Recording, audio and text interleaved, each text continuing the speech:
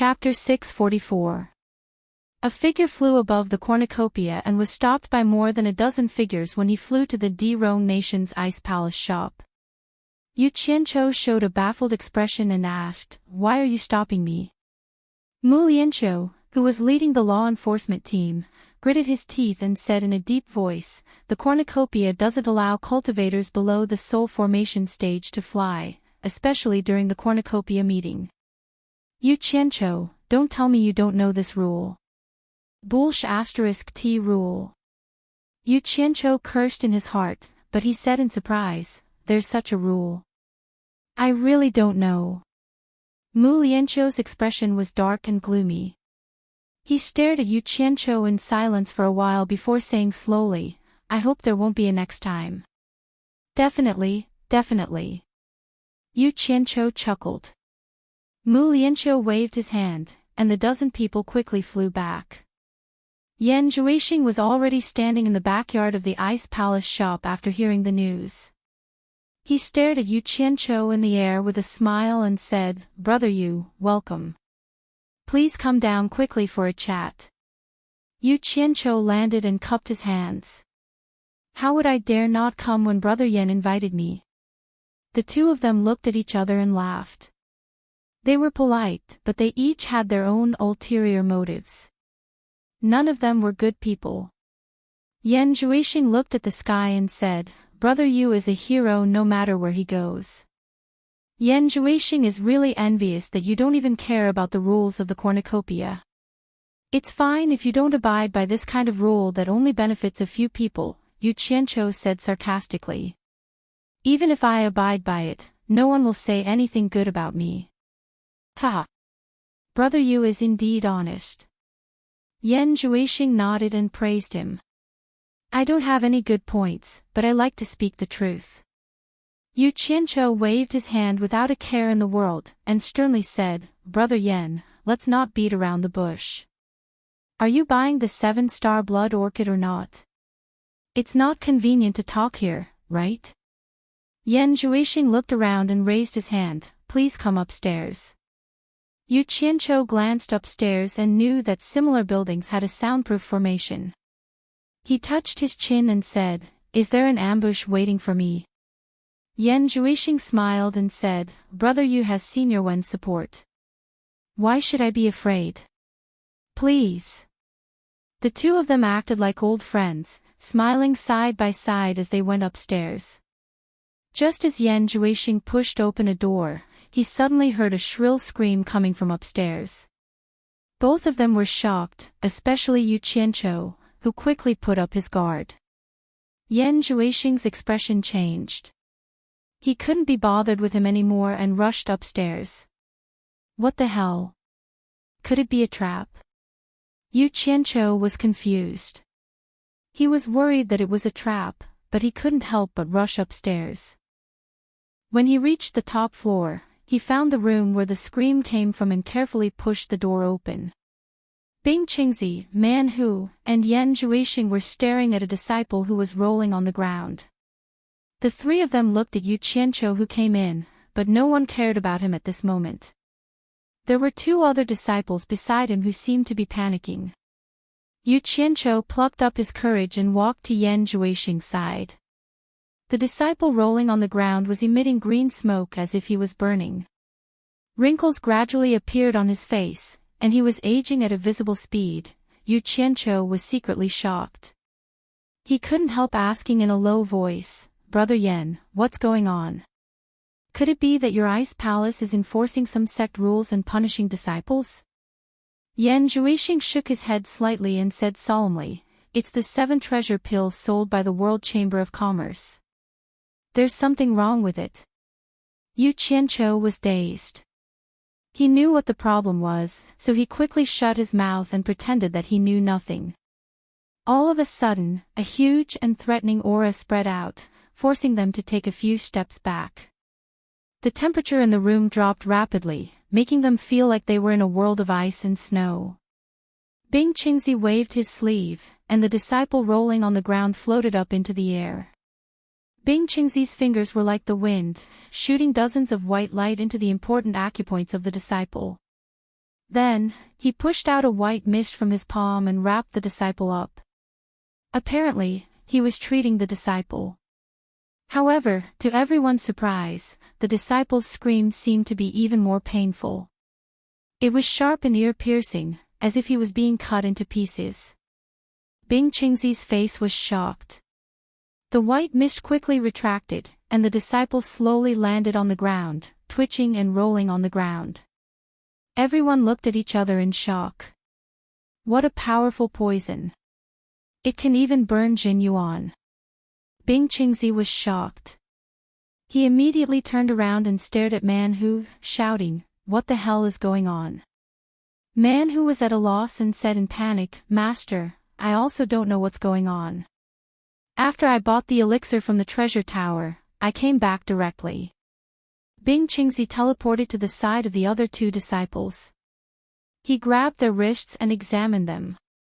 After a while, he loosened his grip and stared at Man Hu coldly. "It's the same 7 treasure elixir. Why are they fine?" When the two disciples heard that they were fine, the fear on their faces turned into relief. I. Master, I really don't know what's going on." Man Hu's face turned bitter. Yu Qianqiu looked at the two and found that one had just reached the core formation stage, and the other had just reached the nascent soul stage. He knew what was going on. He couldn't see the cultivation of the person on the ground, but he must have used the 7 treasure elixir to break through to the tribulation stage. Yan Zhuixing took a step forward and said with a frown, "Eldest senior brother, did you meet anyone on the way here? Could you have been replaced?" "I didn't." Man Hu recalled and said, "I know that many people covet this thing. Moreover, our ice palace got the biggest share and bought 100 of them.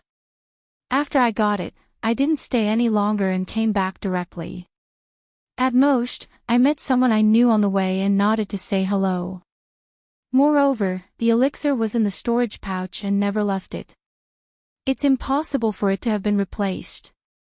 Yan Zhuixing looked at Bing Qingzi, whose eyes were flickering, and said, "That's strange.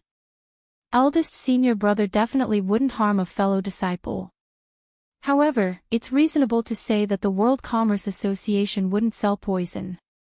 Otherwise, they would be going against the whole world. No matter how powerful the World Commerce Association is, they would still be courting death. Yin Baikong wouldn't do such a stupid thing." He stared at the disciple on the ground and said, "Could it be that he was poisoned before this? Otherwise, why are they fine and only he is?" Yu Qianqiu listened to his logical analysis and was speechless. At this moment, the disciple on the ground also stopped. In just a short while, he had become an old man with white hair and a face full of wrinkles. He was unreasonably skinny and looked haggard. He stretched out his hand towards Bing Qingzi, but unfortunately, he couldn't move. With 2 lines of tears on his face, he said in a hoarse voice, "Ancestor, ancestor, save me." Bing Qingzi walked over with an ashen face and squatted down to check his body. After a long time, he stood up and sighed, "He's fine now. However, his dantian is severely damaged. He can no longer cultivate in this lifetime. You too, carry him away and take good care of him." The last sentence was said to the 2 disciples beside him. The 2 disciples didn't dare to hesitate and carefully carried the person away. Yu Qianqiu was a little surprised. He really couldn't tell that Bing Qingzi treated his disciples so well. However, he felt that it was a little strange. Logically speaking, those who took the fake limit-breaking pill should be dead after breaking through to the tribulation passing stage. Could it be that Chen Feng's alchemy skills were not up to par and the medicinal effect was discounted? What he didn't know was that cultivators who used the fake limit-breaking pill to break through to the tribulation passing stage would indeed be poisoned to death. However, it was also related to the amount taken. Only when the poison accumulated would it be able to kill a person. As for the disciple just now, he had only consumed a pseudo-restriction breaking pill, so he was half dead. In fact, Chen Feng's alchemy skills were already strong enough. How could an alchemist who could refine a pill with pill halo be weak? Master. Man who walked in front of Bing Qingzi and didn't know what to say. Bing Qingzi coldly glanced at Yu Qianqiu and muttered, "There is still no conclusion to this matter and it needs to be investigated. I will go and see if the others have the same reaction." With that, he disappeared. As soon as Bing Qingzi left, Yu Qianqiu felt the pressure was greatly reduced. He became lively and said, "I say, state preceptor man why did you come here to join in the fun instead of being a state preceptor? Look at what happened now. You almost killed someone. Fortunately, you didn't kill anyone, or else you would have committed a great sin." You. Man who angrily said, "Yu Qianqiu, don't be hypocritical here. Haven't you killed a lot of people? Do I need to be hypocritical? I admit that I have killed a lot of people. Maybe I will kill even more people." That's not right. Yu Qianqiu suddenly said suspiciously, "Listening to what you said, could it be that you want to kill that disciple just now?" Man who almost choked to death. How could this label be randomly put on him? He immediately flew into a rage and said, "I want to kill you. Are you trying to scare me?" Yu Qianqiu raised his sleeves and sneered, "Why don't you give it a try and see who will kill who? Brother Yu, what you are doing is a bit unkind. You are rubbing salt on the wound." After Yan Zhuixing warned Yu Qianqiu, he immediately pulled back the rioting man who and comforted him, "Eldest senior brother, don't worry. Master and I both believe in you." Yu Qianqiu laughed and waved his hand, "Take it as me talking too much. Anyway, it has nothing to do with me. I say, Brother Yan, are you going to buy the 7-star blood orchid or not? If not, I will leave." "Buy, of course I will buy." Yan Zhuixing pressed on Man Hu's shoulder, indicating him to restrain himself. Then he turned around and asked, "I wonder how many 7-star blood orchids Brother Yu has." "You don't have to worry about this as long as you can afford it." Yu Qianqiu touched his nose and asked, "Brother Yan, I have a question, but I don't know if it is convenient for me to answer it. What do you want so many 7-star blood orchids for?"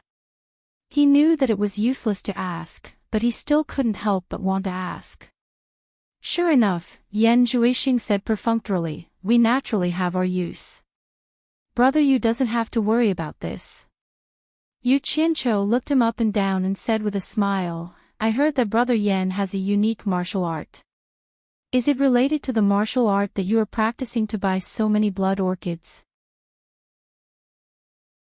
Chapter 645.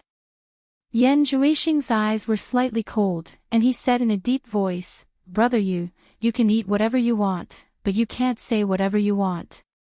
This matter has been proven to be false. It's better not to mention hearsay again, so as to avoid misunderstanding. AI. This matter has become a big deal.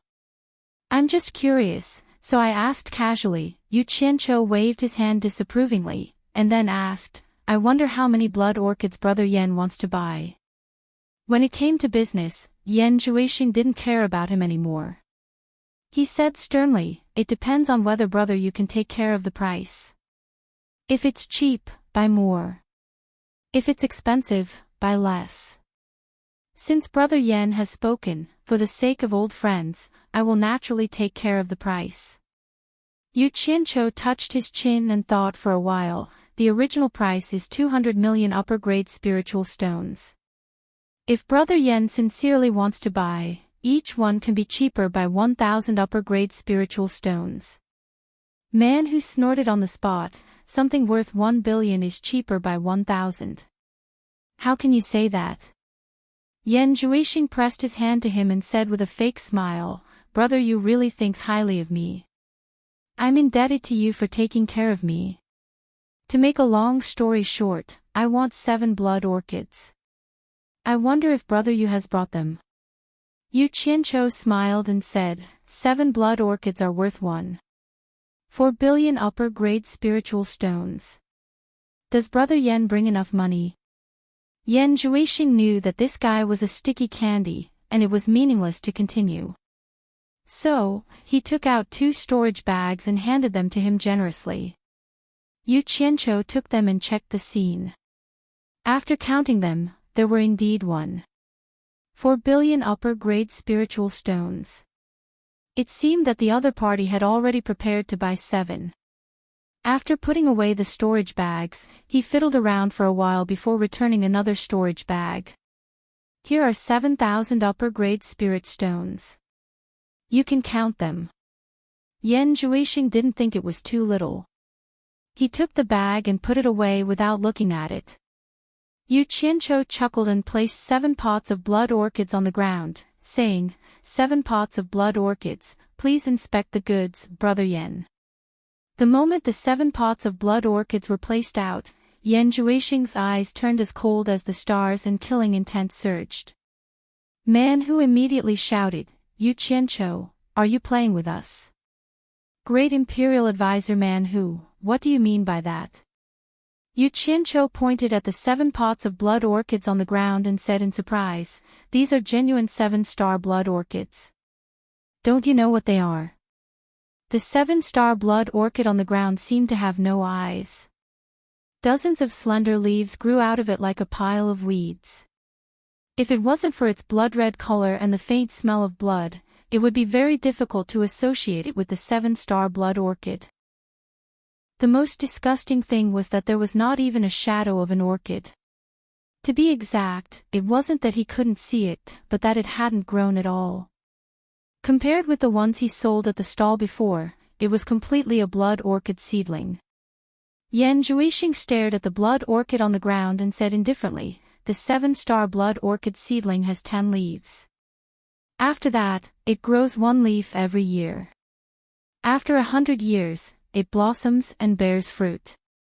After another 100 years, the fruit ripens and falls. These 7 pots of blood orchid are at most 30 years old. It's too different from the century-old blood orchid that Brother Yu sold before. He stared at Yu Qianqiu with cold eyes and said, Brother Yu, aren't you going too far by doing this?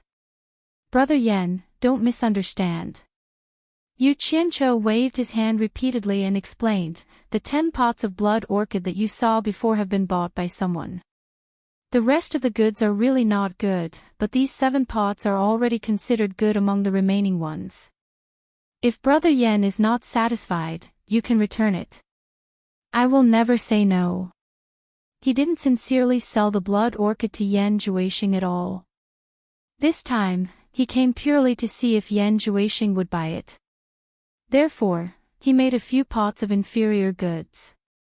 It was fine if the other party didn't buy it, but he couldn't give the other party good things. He wasn't the kind of person who would leave trouble in the future just to make money. He just wanted to find an excuse to make the sale fail. Man Hu sneered, full of nonsense. I don't think you are sincere at all. There's no need to return it. Yan Zhuixing put away all the 7 pots of blood orchid. Man Hu immediately transmitted his voice, 8th junior brother, what are you doing? This blood orchid hasn't grown at all. Before he finished speaking, he heard Yan Zhuixing's voice transmission, eldest senior brother, you also know that this guy has no sincerity to sell to us. But I'm not a fool. Humph. There is a secret method in the demonic book to accelerate the blood orchid's ripening. Yu Qianqiu was stunned. He didn't expect the other party to buy it even though he deliberately made things difficult for them. He faintly felt that something was wrong. He couldn't help but smile, Brother Yen, you make me feel embarrassed. How about this? I'm also an honest person. I can't bear to see others suffer losses. You can return it first. I will definitely find you 7 pots of mature blood orchid within 3 days. Once he cheated the blood orchid back into his hands, there would be many reasons not to sell it in the future. Yan Zhuixing smiled faintly, that's too troublesome. If you really feel embarrassed, you might as well return the spirit stones to me. What do you mean? Yu Qianqiu was stunned. Look at my eyes and you will understand. The faint smile on Yan Juixing's face turned indifferent. He said word by word, magic eye ecstasy. Yu Qianqiu was confused by him. He didn't know what he was talking about, so he looked at his eyes subconsciously. Suddenly, the other party's cold eyes instantly turned blood red. It was extremely demonic and dazzling. The red light flashed and pierced one's heart. There was a boom in his head. Yu Qianqiu immediately felt that something was wrong. He wanted to look away, but he realized that he wasn't listening to his commands.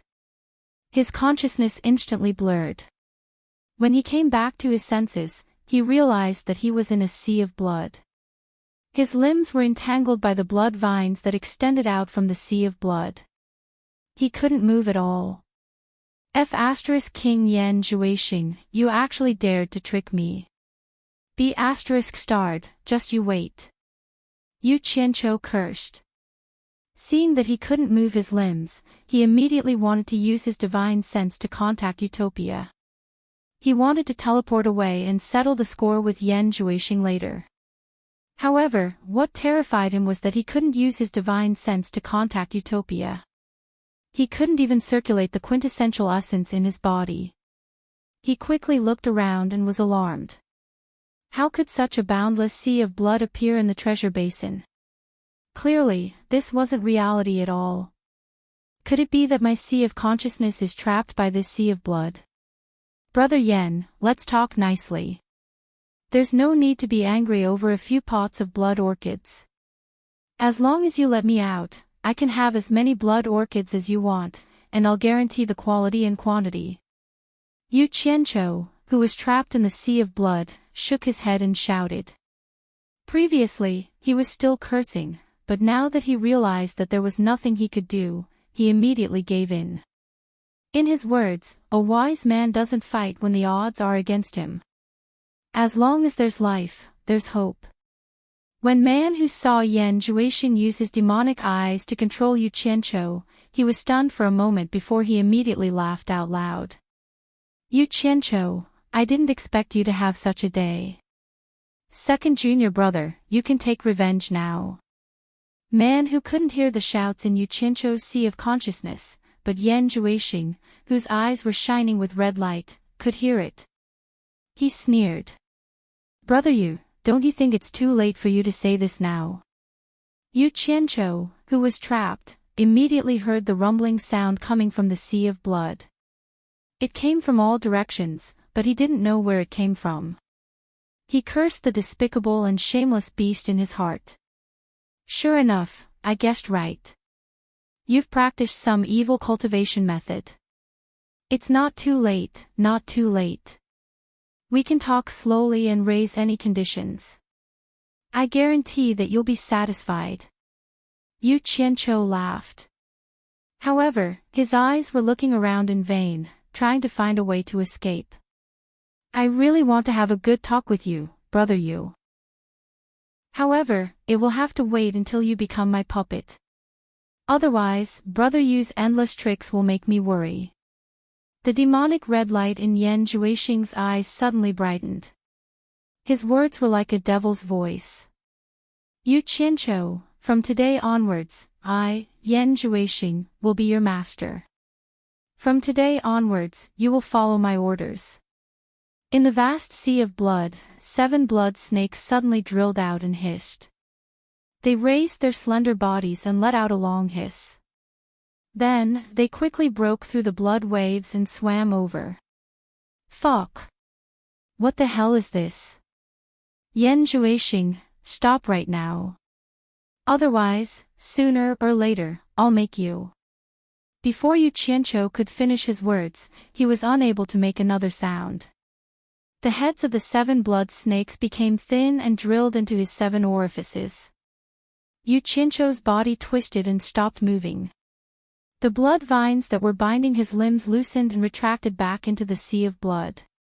They turned into 7 blood snakes that were connected to his 7 orifices in the sea of blood. The demonic red light in Yan Juixing's eyes quickly disappeared. He nodded to Man Hu and smiled. He's under my control. From now on, he will listen to my orders. Yu Qianqiu, who was opposite him, stood there motionlessly with dull eyes. Kill him to avenge second junior brother. Man who laughed cruelly. His smile was full of joy. Yan Zhuixing frowned and quickly stood in front of him.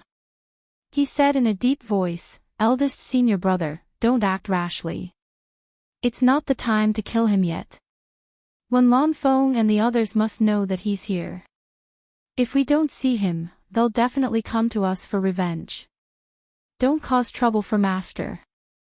Man who was startled and resentfully gave up on the action of revenge. Although he was eager for revenge, he knew that Yan Zhuixing's words made sense. Now was not the time to act rashly. Master couldn't deal with Wen Lanfeng's strength.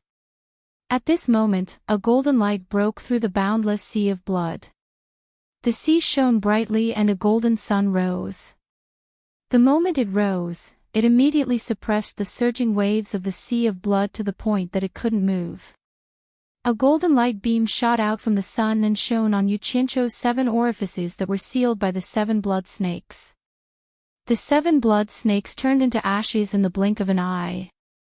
Yu Qianqiu's 7 orifices also began to emit black smoke. The smoke became fainter and fainter. Soon, it disappeared without a trace. Yu Qianqiu's nostrils twitched. He opened his eyes and his gaze gradually became lively. As the golden light beam retracted, the entire sun suddenly erupted with a golden light. The boundless sea of blood couldn't withstand a single blow. Under the illumination of the light beam, it was like a righteous spirit looking down on the world. All demons and evil cultivators had nowhere to hide. They were all killed while wailing. The boundless sea of blood quickly rose into black smoke and dissipated. The sea of blood dissipated, revealing the vast and boundless sky of the universe, dotted with stars that would last for eternity. Chapter 646. The sea of blood in front of him suddenly turned into the stars of the universe. This kind of eternal brilliance made Yu Qianqiu somewhat dumbfounded. This was not the first time he saw this phenomenon. He remembered that the first time he saw it was in the 9th Netherworld cave. At that time, he was also in a predicament. So it was not a dream last time. He looked at the endless starry sky in disbelief, and the countless stars seemed to be staring at him. This illusion disappeared slightly, and in front of him, he saw Yan Zhuixing and Man Hu talking with confidence and composure, discussing how to play with him, bastard. Fortunately, this old man is blessed with a good life. He actually wants to use me as a puppet. Evil demon bastard, I will eliminate the demon today. Yu Qianqiu was so angry that his teeth itched, but he did not act rashly. He first tried to circulate the true essence in his body. Normal. He then used his divine sense to connect with Utopia, and it returned to normal. Man Hu stared at Yu Qianqiu and asked, "Junior brother, is he really completely under your control now?" Yan Zhuixing smiled somewhat proudly. "Yes, his sea of consciousness and primordial spirit have been controlled by my devil eye. As long as it is my command, he will definitely obey. But if he goes back with this stupid appearance, it is impossible for Wen Lanfeng and the others to not see some clues. I am afraid that even if he goes back alive, it will still be troublesome." Man Hu suddenly revealed a sinister expression. "It is better to just kill him and end all troubles." "Kill your mother." Yu Qianqiu almost jumped up to beat Man Hu, but he still endured it and continued to maintain his stupid appearance, wanting to probe the two beasts. Yan Zhuixing slightly frowned. "Senior brother, don't be impatient. Revenge is not urgent. Although my cultivation is not enough to control someone with a higher cultivation than me, Yu Qianqiu's cultivation is more or less the same as mine. After being hit by my demon eye ecstasy, he has become my puppet. Even with the help of a late soul transformation expert, he cannot escape my control. Without a way to remove it, it is difficult to break the demon barrier in the sea of consciousness. As long as he is still under my control, it is easy to kill him. Even if I ask him to commit suicide, he will do it. Demon Eye Ecstasy, Soul involuntarily. As long as I awaken the control of his consciousness, even if I let him go, he will look the same as usual. It will be very difficult for others to notice anything. Demon Eye. Yu Qianqiu was shocked. He didn't expect there to be such an evil spell. I didn't expect the demon eye to be so powerful. Man Hu exclaimed in surprise and said with some joy, so, we can place an informer around Wenlan Feng. He can be of great help at the critical moment. That's one of the reasons why I haven't killed him yet. Yan Zhuixing stared at Yu Qianqiu and sneered, this brat has always been elusive. Who knows how many secrets he is hiding? I have to interrogate him properly. Not bad. Man Hu clapped his hands and praised, just in time to ask him where he got so many 7-star blood orchids. Seeing that he had figured it out, Yan Zhuixing was finally relieved. He stared at Yu Qianqiu and asked, Yu Qianqiu, let me ask you. Where are the blood orchids that you previously sold? Yu Qianqiu was happy in his heart and replied with a dumbfounded expression, I sold them all. Why is the answer the same as before? Yan Zhuixing frowned slightly and felt that something was wrong. He didn't believe that this guy who was full of nonsense was telling the truth. He paused and asked, who did you sell it to? Niu Yud. Yu Qianqiu replied. Yan Zhuixing and Man Hu looked at each other. Both of them had a lingering fear of Niu Yud, this unfathomable and mysterious figure. Yan Zhuixing asked, why did he buy the 7-star blood orchids? He said that he can't let the 7-star blood orchids fall into the hands of that little bastard called Yan Zhuixing. Otherwise, he will harm the world sooner or later. Yu Qianqiu replied. The two of them didn't care about this scolding. Instead, they felt a chill down their spine. It seemed that Niu Yud had really seen through Yan Zhuixing's background. He could even see that he needed the 7-star blood orchids. Yan Zhuixing immediately asked, do you know who that Niu Yud is? An immortal from the immortal world. Yu Qianqiu said ignorantly. An immortal. The two of them couldn't help but exclaim. Yan Zhuixing asked again, how do you know that he is an immortal from the immortal world? Yu Qianqiu replied, I accidentally summoned him from the immortal world at the immortal ascension stage in the fog forest. The two of them looked at each other. They had heard Bing Qingzi say that there might be an immortal ascension stage in the fog forest, but they didn't expect it to be true. Man Hu couldn't help but ask, Yu Qianqiu, is the treasure left behind by the myriad swords demon monarch real? It's fake. Yu Qianqiu replied casually.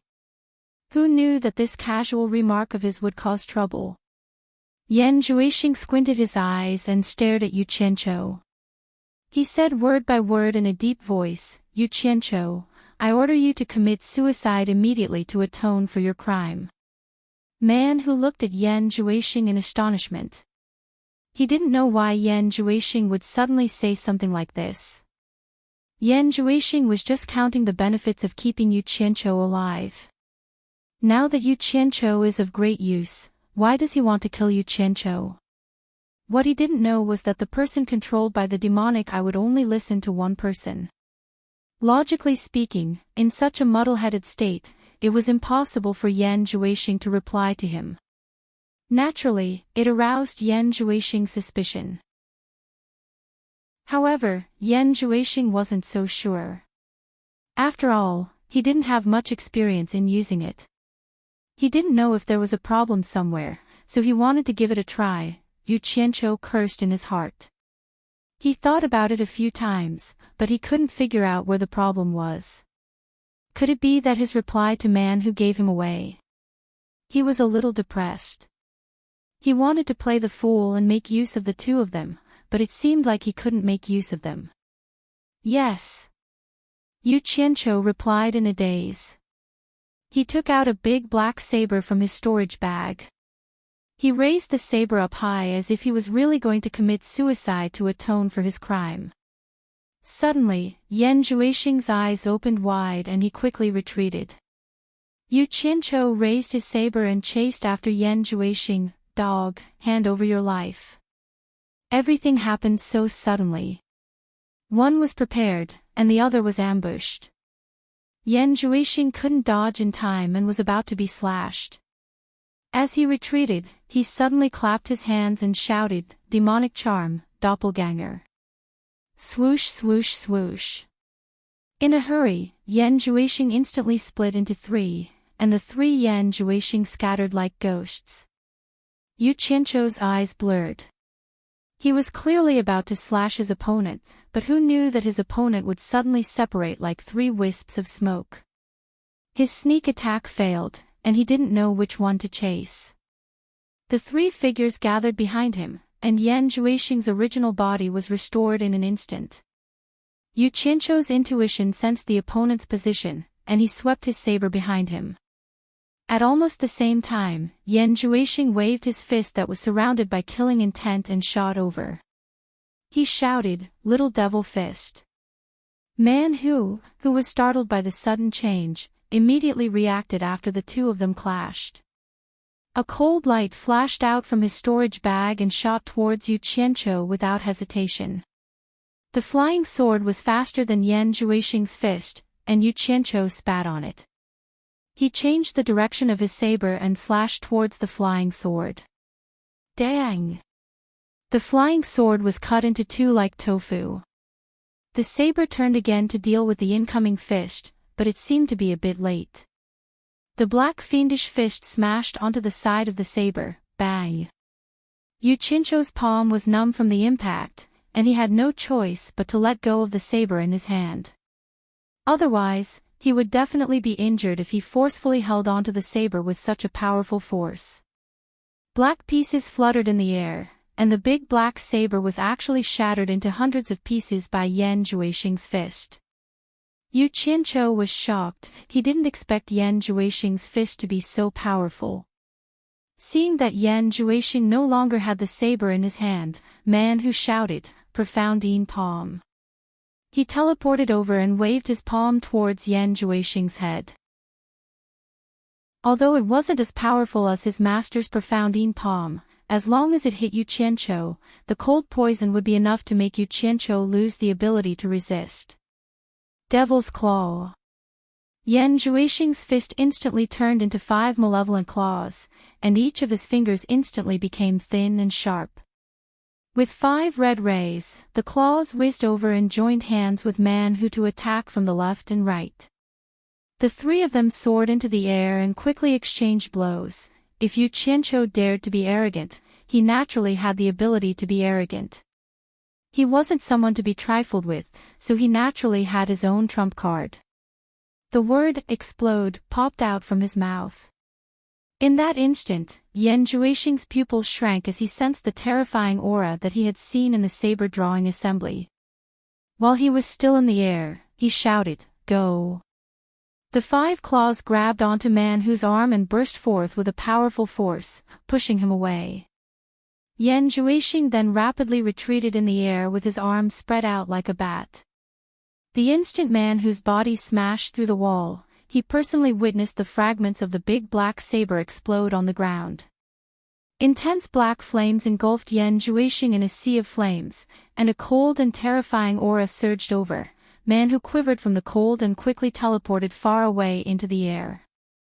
He exclaimed to the people below, "Junior brother." Yu Qianqiu didn't dare to let the power of the black flames spread too far, or it would definitely arouse the suspicion of Niu Yud and him. After the black flames exploded, he quickly retracted them back into his body. The instant he leapt into the air, although the entire shop wasn't on fire, it turned a deathly gray color and collapsed. He directly broke through the roof and leapt into the air. There was an uproar on the street. The people nearby all felt a sudden terrifying cold aura, but it disappeared in the blink of an eye, as though it was an illusion. Such a huge commotion immediately attracted the law enforcement guards led by Mu Lianqiu. They surrounded Yu Qianqiu, who was floating in the air.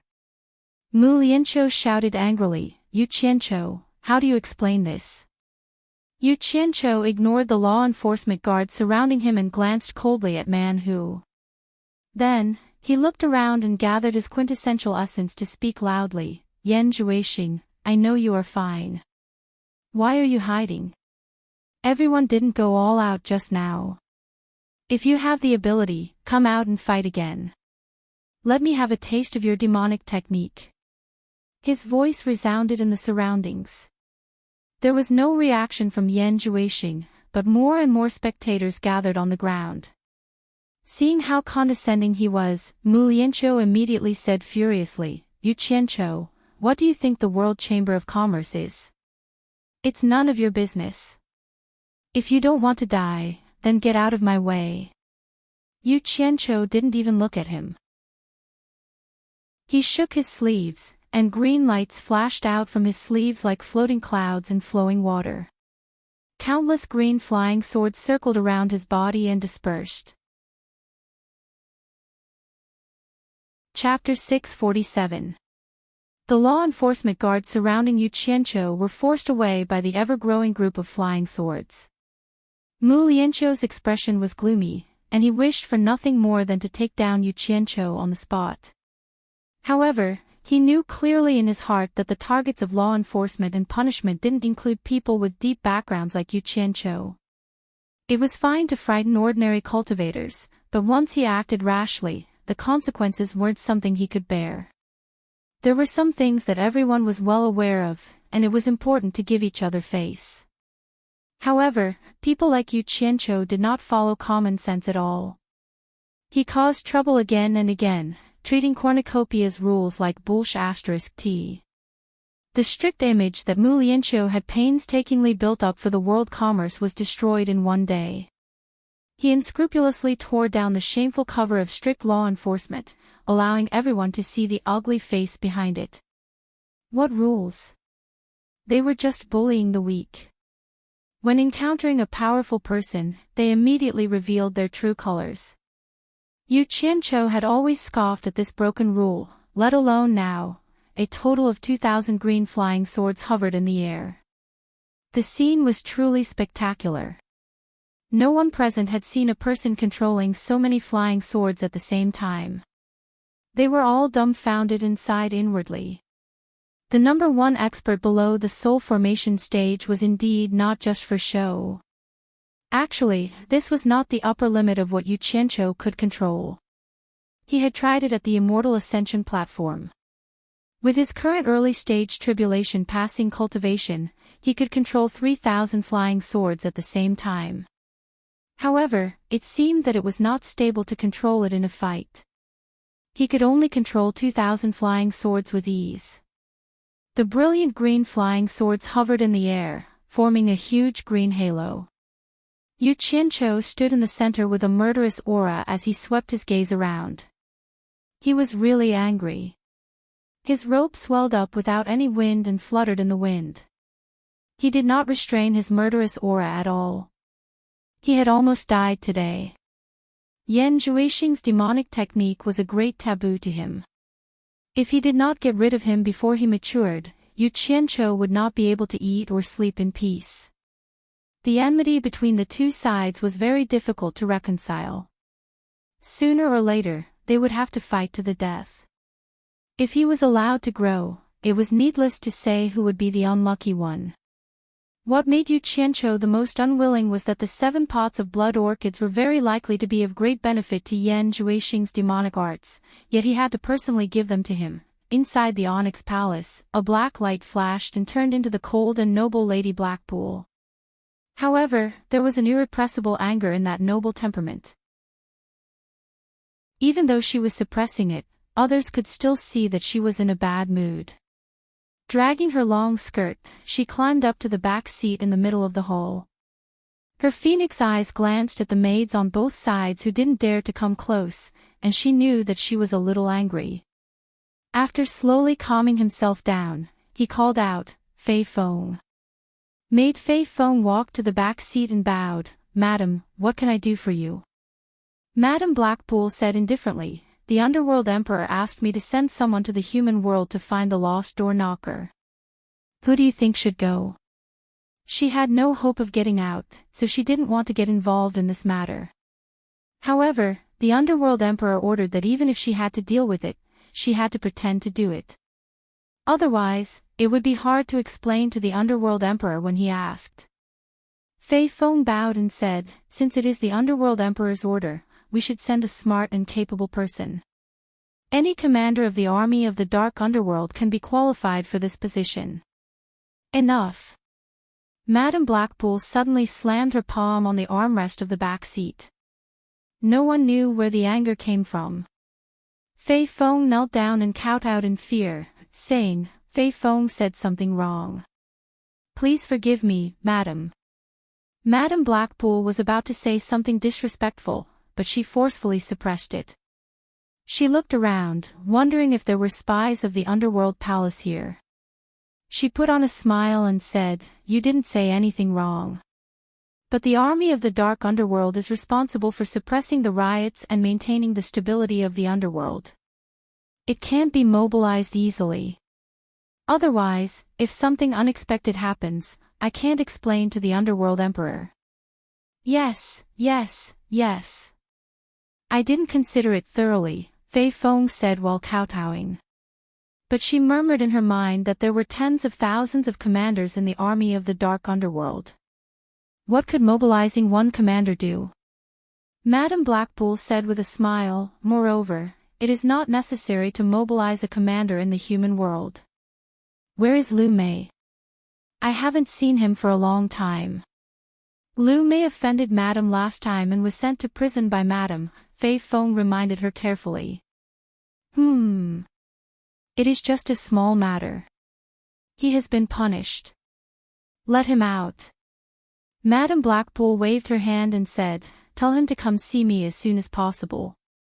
Fei Feng took the order and left. Soon, she came back with a tall and thin man with green eyebrows and a pale face. As soon as the man stepped into the palace gate, he ran to the back of the palace and kneeled down, crying, Madam, your servant knows his sin, your servant knows his sin, your servant should not have made Madam unhappy. His voice was sharp and shrill, there was a hint of an eunuch's voice. All right. Don't cry. I forgive you. Come here. Madame Blackpool waved her hand with a smile. Lu Mei immediately crawled to the back seat. He hugged her legs and massaged them gently. He looked up at her and smiled through his tears, Madam, thank you for your forgiveness. Madam, you don't know. I feel worse than death if I don't see you for a day. If you punish me again, please don't put me in prison again. I can't bear the pain of not seeing you. I would rather die at your feet. Madame Blackpool was amused by him and laughed. The haze in her heart disappeared. She then nodded and smiled, I understand your loyalty. That is why I have a good task for you to do as a reward for your loyalty. No, I am not going anywhere. I would rather die than leave Madam. Lu Mei hugged Madame Blackpool's legs and refused to let go. Madame Blackpool's phoenix eyes immediately turned cold. She said indifferently, You dare to disobey me. Lu Mei was startled. He let go of her legs and kowtowed repeatedly, Madam, if you have any orders, just let me know. I will die 10,000 times for you. Flattery sounded nice, but it was impossible for him not to be afraid of death. How could a shameless person not be afraid of death in order to survive? That's right. Madame Blackpool recovered her smile and said, A knocker and 2 animal teeth on the door ornaments of one of the underworld gates in the 72 world passages were stolen. The Emperor of the Underworld ordered me to send someone to the human world to find them. It is such a good task. I think only your loyalty can reassure me. Lu Mei, you won't disappoint me, will you? Hearing this, Fei Feng glanced at him secretly but didn't dare to say anything. She didn't know what Madame Blackpool was thinking. How could she let a flattering man carry out the task ordered by the Emperor of the Underworld? She should at least find someone with a high cultivation state. Lu Mei looked up at Madame Blackpool in disbelief. It was indeed a good task. Who didn't want to go back to the human world after living in the dark underworld? But he knew what he was capable of. Besides, he had accompanied Madame for a long time, and he knew that Madame Blackpool wanted to travel to the human world. How could she give such a good opportunity to him? He couldn't figure it out. What? You don't want to do it? Madame Blackpool asked in a deep voice. No, no.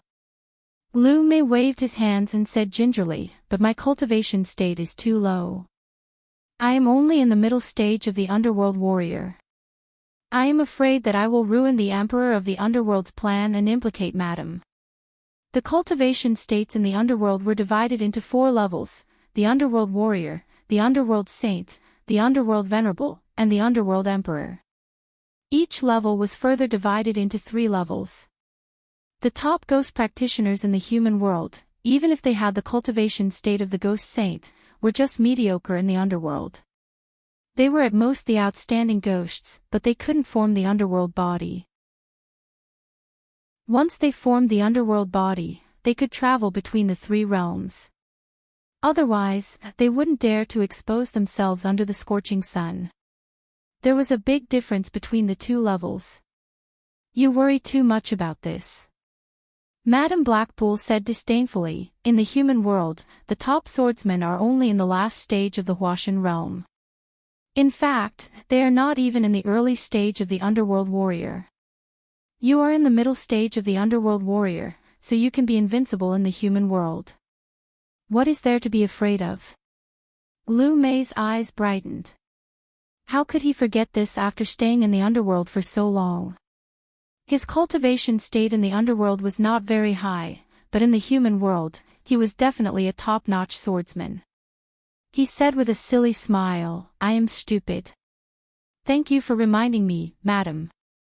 I will try my best to complete the task assigned by Madam. Madame Blackpool glanced at him enviously and sent a message to him secretly, you should take care of your business first. After that, I will allow you to stay in the human world for half a month. Remember, write down anything new and tell me about it when you come back. After sending the message, she said seriously, go find Fei Feng. She will tell you where you are going.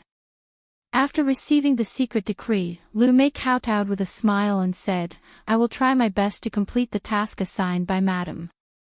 Then he left. In the hall of the Ghost King in the Chilly Wind Valley, Yu Ji and the others still had not figured out what happened in the 9th Netherworld cave last time. Seeing that there was no negative reaction after the incident, they gradually forgot about it. But they still had some doubts. But just as the ghost generals gathered to discuss the matter, outside the Ghost King Hall, a fierce wind suddenly blew violently again, causing the outside world to darken. Everyone was shocked. Yu Ji dashed out first and led a group of ghost generals to the outside of the 9th Netherworld cave again. However, just as everyone arrived, the violent and angry wind suddenly returned to normal, causing the group of people to scratch their heads in confusion. In the deepest part of the 9th Netherworld cave, behind the 1-meter-wide Netherworld gate, a green light flashed. Lu Mei suddenly appeared and looked around. After the Netherworld gate behind him closed slowly, he turned around and stared at the place where one of the knockers was missing. He laughed in a high-pitched voice, how dare you? It seems that the cultivators in the human world are tired of living. How dare you steal the thing on the Netherworld gate? Today, I will let you know my power when I come to the human world. Not only did he know how to flatter and boast, but he also had a serious and responsible attitude when doing things. Otherwise, he would not be able to survive under Madame Blackpool's feet until now. Starting from the Netherworld gate, he looked for clues of the theft bit by bit. However, he did not find anything special until he passed through the Netherworld Fire Sea and landed at the entrance of the cave. He was attracted by some words on the cave wall. Chapter 648. Predecessors plant trees, descendants enjoy the shade, Nianfeng's eyes are sad, I was kind-hearted, so I dug a tunnel to make it convenient for descendants to enter and exit, leaping over 1,000 worries. Green Eyebrows was confused, not knowing what he meant. Nanhai Nongzhu came here. Yu Qianchou. There are quite a lot of people here. Lu Mei's eyes suddenly froze. There was a line of handwriting on the hard iron without any pause. Obviously, it was written in one go. It could be seen that the person's cultivation was obviously higher than the previous two. He could not help but murmur, "The world is lonely and invincible, but I have no fate to ascend to heaven. I have long heard that the netherworld is equal to the world of immortals and wants to find a strong opponent. What a reckless human cultivator. How arrogant." He was already laughing sinisterly at the end of the sentence. By Changchun, the world is invincible. It seems that you are the one who stole the knocker. Ordinary people can't reach the gate of the underworld. Lu Mei laughed sinisterly. He had already found the target he was looking for. He turned into a green light and flashed out of the 9th netherworld cave. However, he hadn't gone far when he reappeared and stopped. He looked at the tunnel under his feet and then at the eye of the wind in front of him. After a moment of shock, he finally understood what the line of words meant. It turned out that someone had dug a tunnel in the netherworld cave and wanted it to be convenient for the descendant to enter and exit. Yu Qianchou. Another reckless guy. Hee. I didn't expect the human cultivator to be so arrogant that he dares to destroy the things in front of the underworld. After a sharp laughter, the green light floated up and directly passed through the eye of the wind and disappeared. Outside the 9th netherworld cave, everyone stared at the entrance for a long time. After a moment of hesitation, Sai Zhangfei and Zhang Ling suddenly cupped their hands and said to Yu Ji, "Madam, I would like to go to the 9th netherworld cave to find out what is going on." Yu Ji shook her head gently and said, "No need, you can't go deep inside. No one knows what is going on inside. Breaking in by force is tantamount to suicide. Let nature take its course. It will explode, as long as it doesn't affect us." Before he could finish his sentence, he heard a gasp of surprise from the crowd. A green light flashed out of the cave and turned into a person floating in the air, looking around curiously. The person was tall and thin, wearing a brocade green robe. The most peculiar thing was that there was a pair of green eyebrows on his pale face. No one could see through his level of cultivation, and he came from the 9th abyss cave. Everyone looked at each other, and they had a faint guess that they did not dare say out loud. Beside the 1,000-mile lake of the Obedient Island, Bai Changchun, who was standing with his hands behind his back, had been paying attention to the movements in the mirror. When he saw the green-robed man coming out from the 9 netherworld cave, he immediately raised his hand and put away the mirror. He disappeared without hesitation and flashed in the direction of the Chili Wind Valley. On the cliff, Yu Ji gave Ghost General Zhang Ling a meaningful look. The latter took a step forward, cupped his hands and said, "May I know which expert has graced us with his presence in the Valley of Chilly Wind?" The green-robed person ignored his question and coldly checked everyone's cultivation. He didn't find anyone worth mentioning. None of them seemed to be people who could easily leave words on the netherworld iron. He couldn't help but shake his head and laugh in a shrill voice. What a group of pitiful people.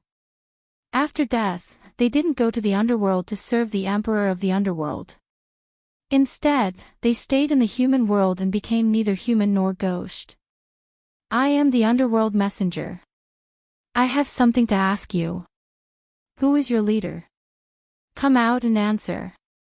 The underworld messenger. Everyone was shocked. Just as they had guessed, they all became uneasy.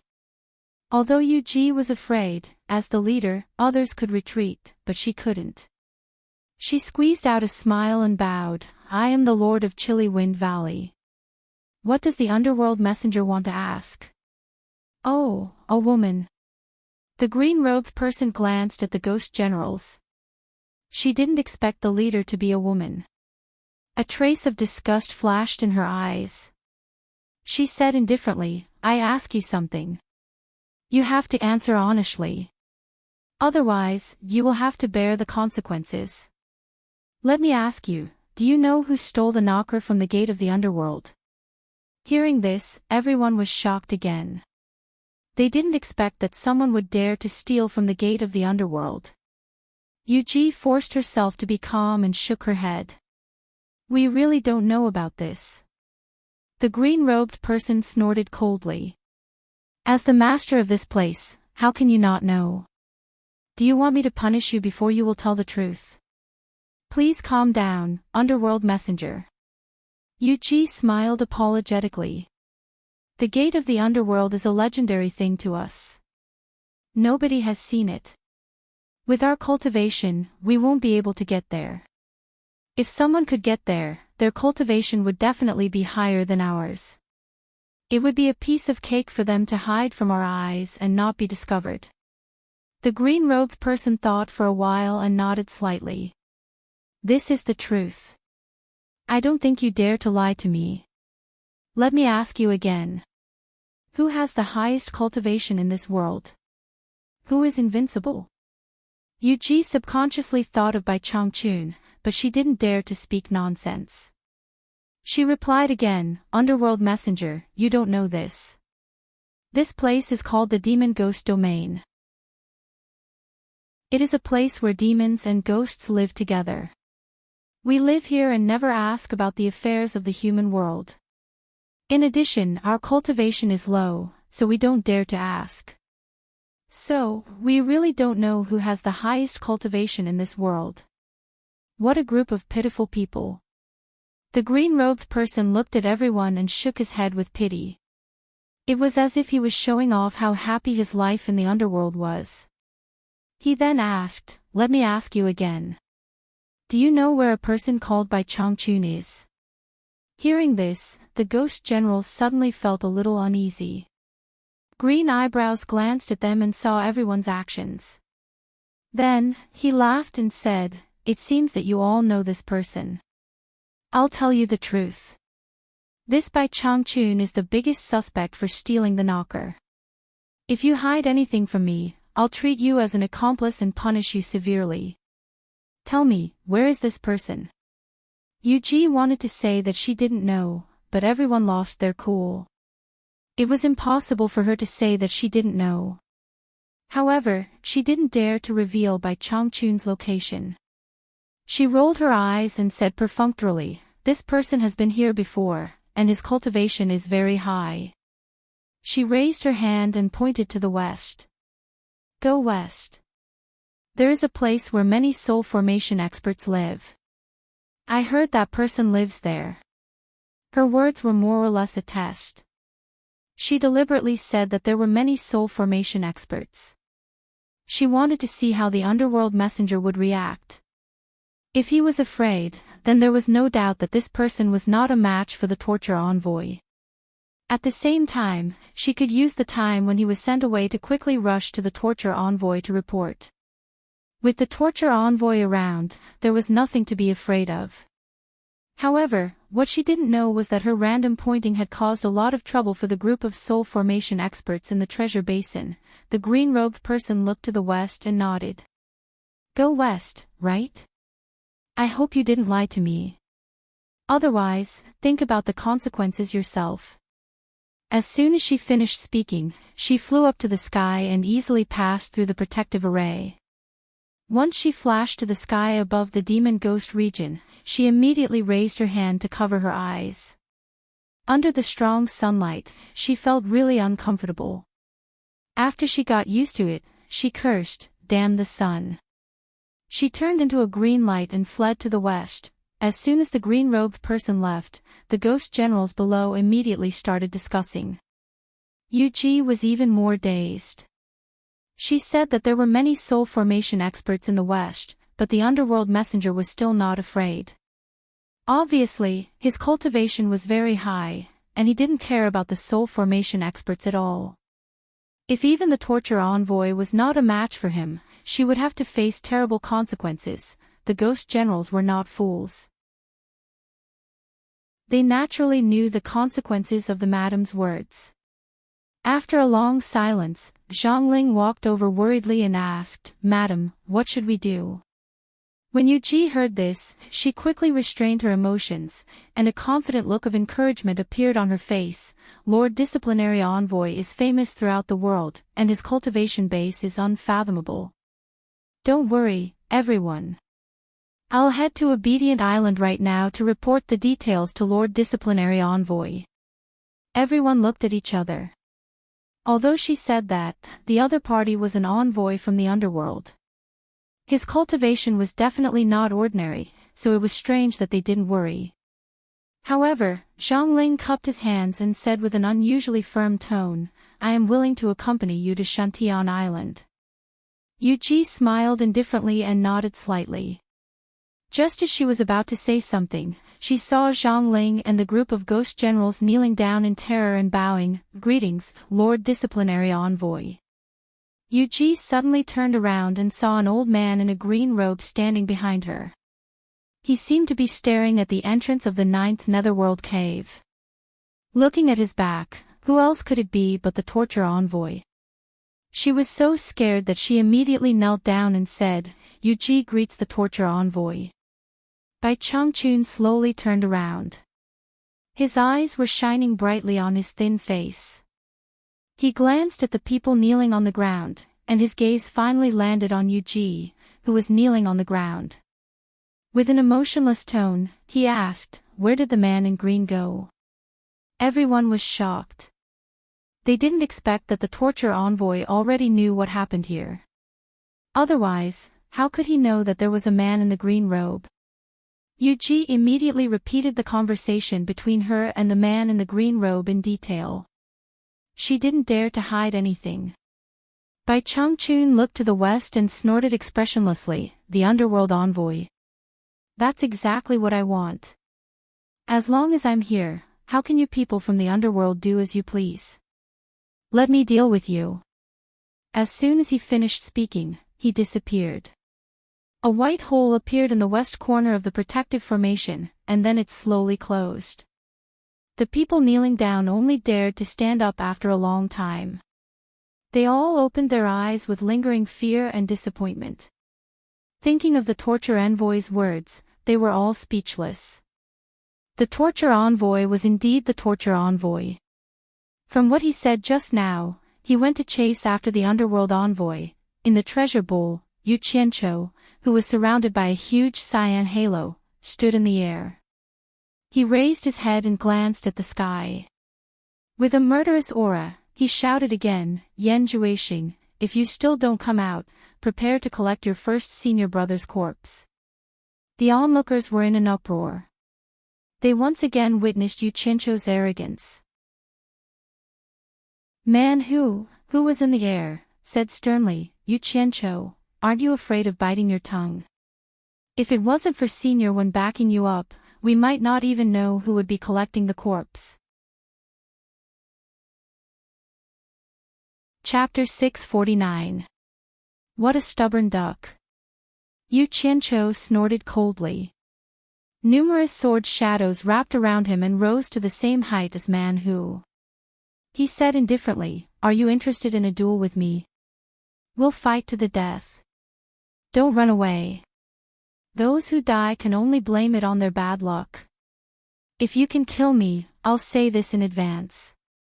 Senior One won't look for trouble with you. Everyone can be my witness. Do you dare?" With Yu Qianqiu's current means, he didn't care about experts at the late stage of crossing tribulation. The only problem was that his cultivation was still lacking. If he fought with experts at the late stage of crossing tribulation, he wouldn't be able to catch up if his opponent used teleportation. That was why he provoked Man Hu. First, he set a rule. No one was allowed to run. It was up to Man Hu to agree. "Why wouldn't I dare?" Man Hu shouted. Regardless of whether he could win against Yu Qianqiu or not, he couldn't lose the face of Ice Palace as the chief disciple. Ha! Yu Qianqiu laughed wildly. "Good, you've got guts. Stop. An angry shout came. Bing Qingzi suddenly appeared. A group of 300 people appeared on the God of Wealth peak. All of them were lords of Spirit's severing stage. Their imposing manner was astonishing, but none of them looked good. Even Yin Baikong was astonishingly among them. However, his complexion was even worse than Yu Qianqiu's. His eyes were fixedly staring at Yu Qianqiu as if he wanted to skin him alive. Bing Qingzi's gaze landed on the collapsed ice palace. His hair and beard stood on end as he roared at Yu Qianqiu, "Yu Qianqiu, do you really think I won't dare to kill you? Bing Qingzi, why are you angry at a junior? What's there to say?" When Lanfeng, Lu Yanqing, and Nongzhu showed up at the crucial moment. When Lanfeng couldn't intervene in the matters between juniors. But when a group of old guys showed up, he couldn't ignore it. However, when Lanfeng had a headache. Why was this kid always causing trouble? Couldn't he just stop and rest? When Lanfeng. Bing Qingzi angrily pointed at the shop below and said, "What is the meaning of this? Don't go too far." Nongzhu glanced at it and touched her forehead speechlessly. This matter was getting out of hand. Lu Yanqing was already frowning. When Lanfeng paused and looked at Yu Qianqiu. "Put away your flying sword. What's going on? What happened?" Yu Qianqiu retorted with a question, and then he looked up to the sky and laughed loudly. The flying sword circled and danced even faster, and his killing intent erupted once again. He pointed at Man Hu and said sternly, "Man Hu, do you dare to swear that you will tell me everything that Yan Juixing did to me?" Hearing him say such angry words, everyone's gaze turned towards Man Hu. Barbarian Tiger was caught unprepared. Just a moment ago, he was ready to fight, but now, his heroic spirit suddenly turned into dodgy eyes. He couldn't tell them about Yan Juixing's demonic skill, so he was trying to think of a countermeasure. Everyone could see that something was wrong with his hesitation. Bing Qingzi was shocked when Yan Juixing was mentioned. He looked around but didn't find Yan Juixing. He immediately asked anxiously, "Man Hu, where is your junior brother?" Man Hu transmitted his voice, "Junior brother's demonic skill has been exposed. He should be hiding." But he shook his head and said, "I don't know." Bing Qingzi looked around carefully again. If he couldn't find Yan Juixing, it would be hard for others to find him. He felt a little relieved. However, there was someone who was not satisfied. Nongzhu took a step forward in the air, squinted her eyes and asked in a weird tone, "Yu Qianqiu, what did Yan Juixing do to you?" With Wen Lanfeng's support, Nongzhu didn't want to show up. But hearing Yu Qianqiu's angry words, she guessed that he must have suffered a great loss. Otherwise, he wouldn't have disobeyed Wen Lanfeng. Although he and Yu Qianqiu were always at loggerheads, he couldn't just watch as his old friend Bai Changchun's disciple was bullied. To put it more selfishly, it was the law of the jungle in the cultivation world. Only Bai Changchun's disciple bullied others. How could he be bullied by others? If he really didn't do anything, it would be hard for him to explain to Bai Changchun in the future. When Lanfeng also noticed that something was wrong with Nongzhu. There was a faint murderous intent in her eyes. He was a little surprised, but then he understood. If this matter wasn't handled well, Bai Changchun might get out of the demon domain and the whole cultivation world would be turned upside down. Although that old guy usually hid in the demon domain and didn't say a word, once he came out, he wouldn't stop until there was a bloodbath. Instead of letting Bai Changchun come out to fight, it was better to solve it in a small area. When Lanfeng immediately pulled himself together and said coldly, "Yu Qianqiu, if you have something to say, just say it. I'd like to see who's playing tricks." A silver light flashed out of the storage bag and floated in front of him. The broad body of the sword was shining with silver light. Giant silver sword. There was a cry of surprise from below. Lu Yanqing looked at Wen Lanfeng in surprise, which didn't match his temper. More than 200 lords of the spirit-severing realm also looked at each other.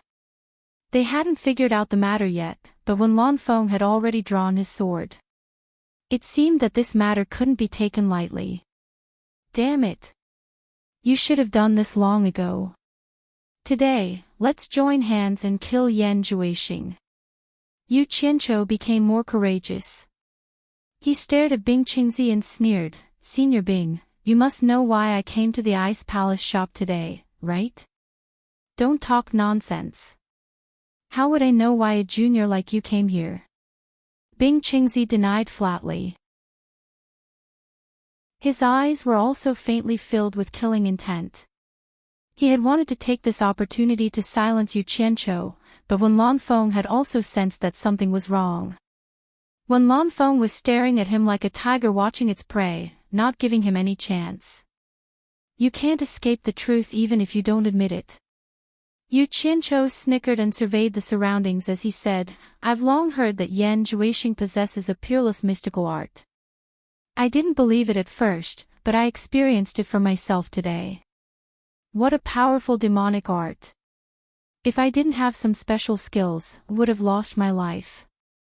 Demonic art. There was an uproar in the surroundings. When Lan Feng and Nongzhu looked at each other, not knowing whether it was true or not. Bing Qingzi shouted angrily, "Yu Qianqiu, don't make irresponsible remarks. It's not your turn to talk nonsense here." The lid of the pot was lifted a little, revealing the aroma of meat. Even the wolves couldn't help but smell it. Pei Fang, who was in front of the crowd, smiled with his fat face shaking. "Brother Bing, he hasn't finished speaking. Why are you so anxious? If it's really nonsense, everyone will naturally know what's going on." Then he turned to Yu Qianqiu and said with a smile, "Yu Qianqiu, can you explain the devil technique you're talking about a bit more clearly? It would be best if you explain everything in detail so that everyone can judge whether it's right or wrong. Otherwise, you'll wrongly accuse an innocent person."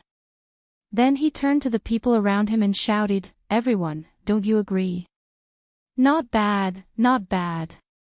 A lot of people responded. Most of them were from Pei Fang's camp. Bing Qingzi suddenly stared at him and shouted, "Fatty Pei, what do you mean? Do you want to hit me when I'm down?" Pei Fang didn't care about him, lest he gave him an excuse. He waved his broken hand at Yu Qianqiu and said with a smile, "Yu Qianqiu, speak boldly. With Brother Wen's support and so many people's support, just say it." He didn't seem to care about Wen Lanfeng's broken hand at all. How could Yu Qianqiu let go of the great opportunity to kill Yan Juexing in front of him? He looked around and said, "Seniors, do you still remember that I set up a stall to sell 7-star blood orchids yesterday? After the trouble, Yan Juexing came to me and said that he wanted to buy a lot of 7-star blood orchids and asked me to meet him at the Ice Palace shop. I thought it was true and came here today." Who knew that Yan Juexing immediately turned hostile after getting the orchids?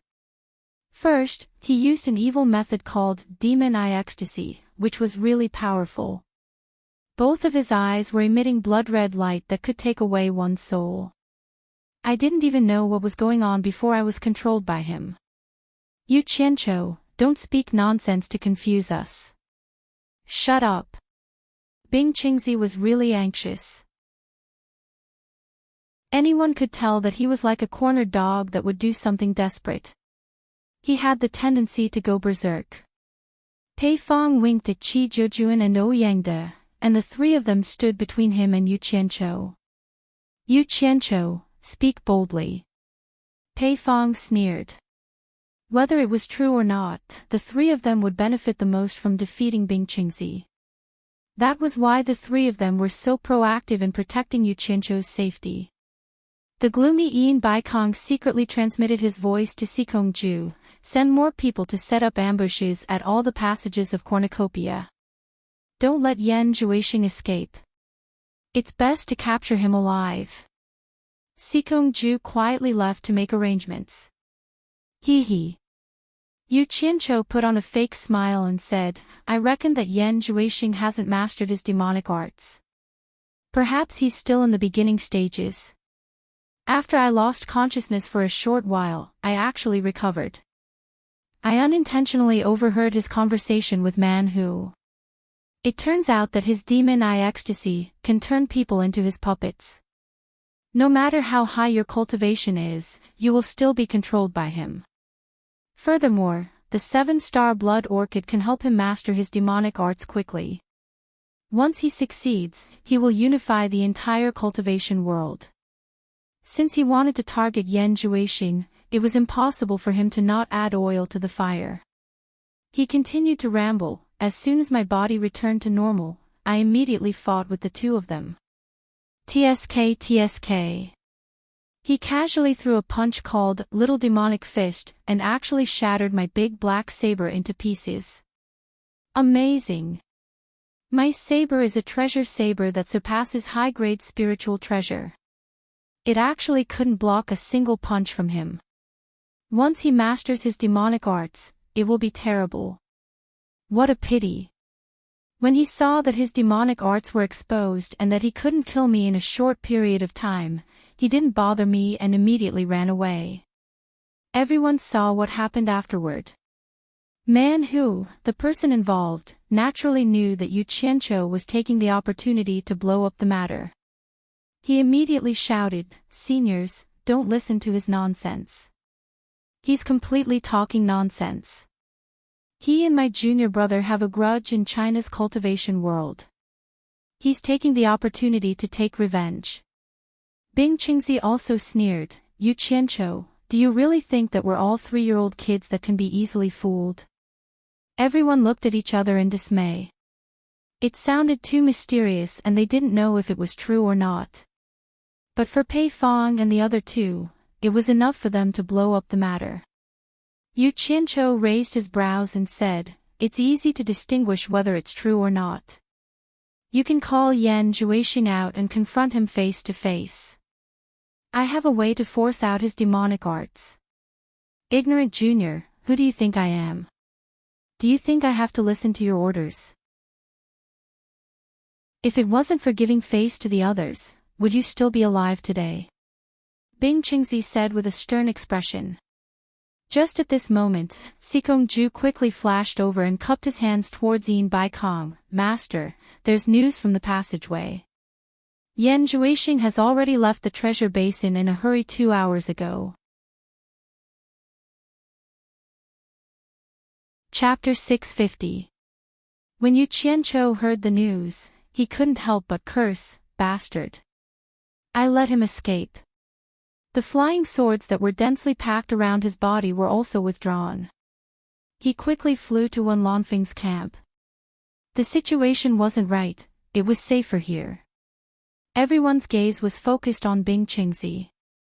Yin Baikong said in a deep voice, "Brother Bing, how do you explain this?" "What do I need to explain?" Bing Qingzi tilted his head and sneered, "You should think about how to explain to us about the 7 treasure pill." Yin Baikong immediately lost his temper and stared coldly at Yu Qianqiu. The 7 treasure pill that was sold had already claimed dozens of lives. Until now, no one had figured out what was going on.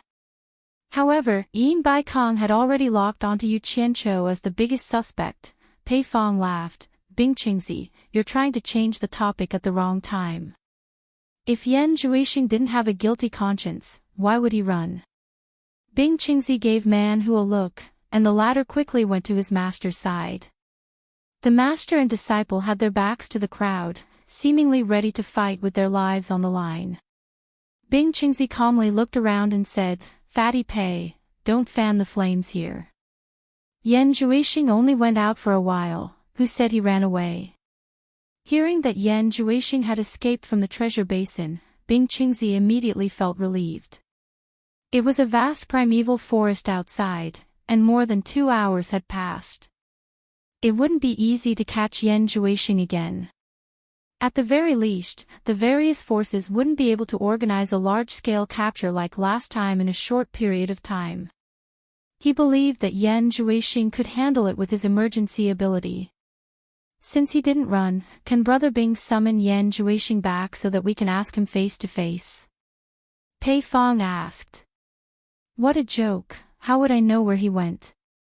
As Bing Qingzi spoke, he saw many people rushing towards the exit of the treasure basin. It was obvious that the various lords had already secretly ordered their disciples to search for Yan Juexing. He then turned to Man Hu and said, "It seems that we're not welcome here, let's go." He couldn't care about anything else now. He had to find a way to help Yan Juexing escape first. "I won't send you off." Pei Fong waved his hand generously. He glanced at Yin Baikong. The alliance of the three was about to collapse. After Bing Qingzi left, everyone would definitely find Yin Baikong to settle the 7 treasure pill. After forcing Bing Qingzi away and suppressing Yin Baikong, only Hu Changshu would be left. After resolving these big obstacles, Yan Juexing wouldn't be able to escape. Pei Fong, Qi Zhoujuan, and Ouyang De exchanged glances, and they couldn't help but reveal a smile on their faces. The stalemate that had lasted for so many years was finally going to end. The primeval forest outside the primeval forest had existed for God knows how long.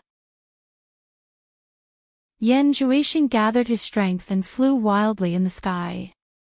Once he sensed someone in front of him, he immediately hid in the forest. When there was no movement in the sky, he flew wildly again. Yen, Yang Shant, Yen stay in the sect. Yen yunt dongt, Yen int. Yen from Yen, t. He couldn't stay in the treasure basin anymore since his demonic arts were exposed. Most of the spirit-severing experts in the cultivation world were gathered in the treasure basin. He couldn't resist them with his current cultivation. He made a prompt decision and escaped from the treasure basin without hesitation. If he was a little later, he wouldn't be able to escape.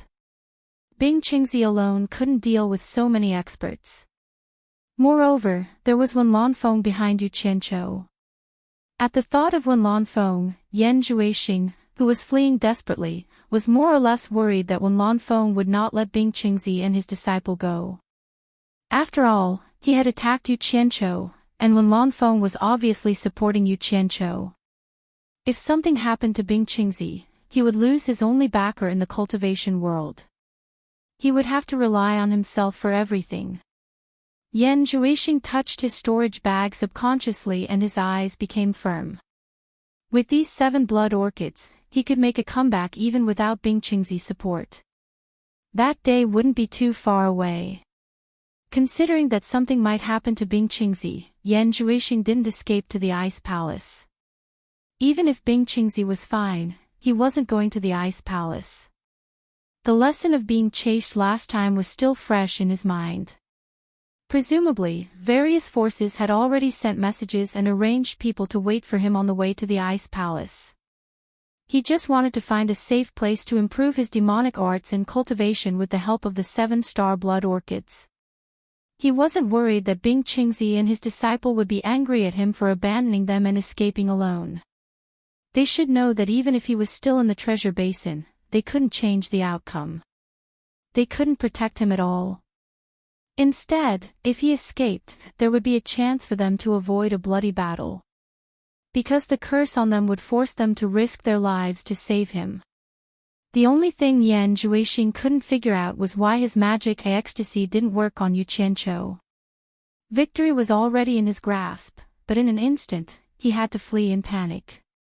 The situation was completely reversed. He thought about it all the way, but he still couldn't figure out what the problem was. He took a deep breath and decided not to think about it for now. The right thing to do was to escape as far as possible. Now was the best time to escape. Even 1 more second would be good. Once the pursuers came, he would have to hide in the dense forest below again. Yan Juexing stared at the front with rapt attention as the wind blew past him. Suddenly, the pupils in his cold and firm eyes shrunk. He saw smoke rising from the distant dense forest. In such a primeval forest, there were groups of ferocious beasts. It was impossible for anyone to live here. It must be a cultivator. Yan Juexing suddenly disappeared in the air and turned into 3 wisps of green smoke that drilled into the dense forest below. Then, he reappeared. Then, he used the charm body movement technique. A shadow quietly stepped on the leaves and approached the place where the smoke was rising. After arriving at the destination, he gently leaned on the branch of a big tree and looked down. In the open space below, a cultivator who looked like an old urchin was rolling up his sleeves and happily roasting a golden and oily wild boar. He seemed to be enjoying it. This person was none other than third brother Axion. Ever since Lu Yanqing settled in the Wen family's shop, she let him go. Third brother Axion naturally had no objections. Without his master's restriction, he was happy and free. Then, the vast primeval forest outside the treasure bowl became his paradise. He searched for all kinds of wild animals and made up his mind to roast a wild animal that could surpass Yuchincho's. Yan Zhuixing didn't know him, but he found that he couldn't see through his cultivation. The other party was obviously an expert at the tribulation passing stage. After carefully looking around and confirming that there was no one else, he waved his hand and lightly knocked on the tree trunk. Third brother Axion suddenly looked up and said, "Who is it?" However, what he saw was a pair of demonic red eyes that emitted a soul-stirring light. Third brother Axion's expression instantly became confused and the stick in his hand fell to the ground. After a while, Yan Zhuixing restrained the red light in his eyes and let out a sigh of relief. The other party's cultivation was obviously not at the soul-forming stage. Otherwise, it would be difficult for him to use the demon eye ecstasy with his cultivation. Time doesn't wait for me. I have no choice but to take a gamble. Lightly floating down from the tree, he punched the bonfire on the ground with his little magic fist. With a dull thud, a deep pit was formed. After a few punches, he quickly buried the bonfire and the roasted wild boar to prevent the smoke from the fire from attracting the pursuers. Yan Zhuixing looked at the dazed third brother Axion and asked, "What's your name? What cultivator are you?" "Spirit Fong Valley's third brother Axion." Third brother Axion replied dully. Yan Zhuixing confirmed and asked, "You're Spirit Fong Valley's Lu Yanqing's disciple, third brother Axion?" "Yes." Third brother Axion replied. After getting confirmation, Yan Zhuixing muttered to himself. His face gradually revealed an expression of surprise and he muttered to himself, "The heavens really don't want me to die." Then he squinted his eyes as if he remembered something and said indifferently, "Dig out both your eyes." Third brother Axion heard this and without hesitation, he stuck 2 fingers towards his eyes. Just when he was about to touch his eyeballs, Yan Zhuixing suddenly said, "Stop." After that, he carried out a few more tests and confirmed that he really had control over third brother Axion. Only then did he relax. Previously, he was afraid of Yuchincho, so he couldn't help but doubt his magic eye ecstasy art. So he had to test it out first before he could be at ease. After testing it out, he didn't dare to dawdle anymore. Danger could come at any time. Waking third brother Axion up from his daze, he conveyed his order and said, "Let's go." Third brother Axion quickly rose into the sky while Yan Zhuixing went into the dense forest. The two of them, one in the sky and one in the forest, maintained the same speed as they quickly headed towards Spirit Fong Valley. In the end, not long after, third brother Axion discovered the pursuers before Yan Zhuixing with his cultivation at the end of the tribulation passing stage. Yan Zhuixing quickly hid in the dense forest while third brother Axion stopped in the sky. He turned around and shouted to the others, "Who are you? Why are you chasing me?" The 5 cultivators at the middle stage of the tribulation passing stage obviously knew him. They all cupped their hands and one of the leaders answered, "So it's Senior Axion from Spirit Fong Valley." "It's a misunderstanding. We are the disciples of the World Chamber of Commerce. We were ordered to hunt down Yan Zhuixing who caused trouble in Cornucopia." "Senior, did you see any suspicious people passing by?" "Hunt down Yan Zhuixing. What trouble did he cause?" Third brother Axion said curiously, "I even met him and had a few words with him." I didn't see any signs of him running away. Senior, you saw Yan Zhuixing before. The man's eyes lit up. He cupped his hands and said, can you tell me which direction he went? I can tell you, but don't talk about hunting. Be careful, Bing Qingzi won't let you go. Third brother Axian pointed to the left and said, he went in that direction. When you see him, talk nicely. Fighting will hurt the harmony. After knowing where Yan Zhuixing went, they didn't want to talk to him anymore. The leader smiled and said perfunctorily, we will remember. We won't disturb you anymore. The 5 of them quickly turned to the left. After watching them go far away, third brother Axian set off again in the direction of Spirit Fong Valley. Yan Zhuixing emerged from his hiding place and followed closely in the dense forest. After the 5 of them left, they quickly sent a message to Cornucopia. The pursuers of the World Chamber of Commerce quickly gathered in the direction pointed by third brother Axian. Such a big movement naturally couldn't be hidden from the eyes of all the forces. It immediately attracted everyone to chase in that direction. Chapter 651. Yan Zhuixing, who was fleeing in a hurry, bumped into several groups of people along the way, but they were all sent away by third Axian.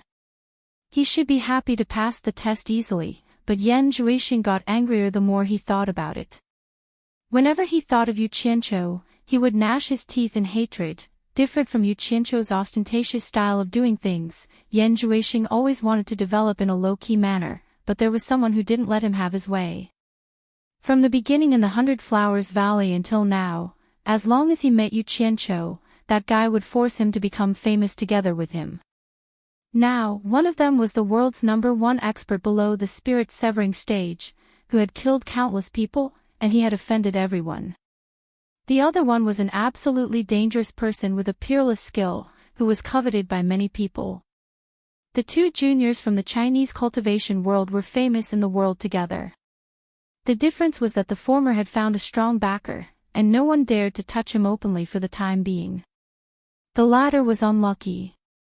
He only had Bing Qingzi as his backer, so he was easier to bully. Naturally, people would find trouble with him first. Yan Zhuixing really couldn't figure it out. Regardless of whether they were enemies or not, both of them were outstanding figures of the new generation in the cultivation world. Didn't that guy know that the tallest tree in the forest would be blown away by the wind? Before he had the ability to protect himself, it was simply courting death to face so many experts with such great fanfare. Even if he had a backer, he couldn't rely on him for a lifetime, right? It was a complete country bumpkin, a local tycoon, and a nouveau riche. It was a miracle that he didn't die today. This was Yan Zhuixing's evaluation of Yu Qianqiu. However, what he didn't reflect on was that since the day he was born in the Chinese cultivation world, he was destined to have a height and starting point that many cultivators couldn't reach in their lifetime.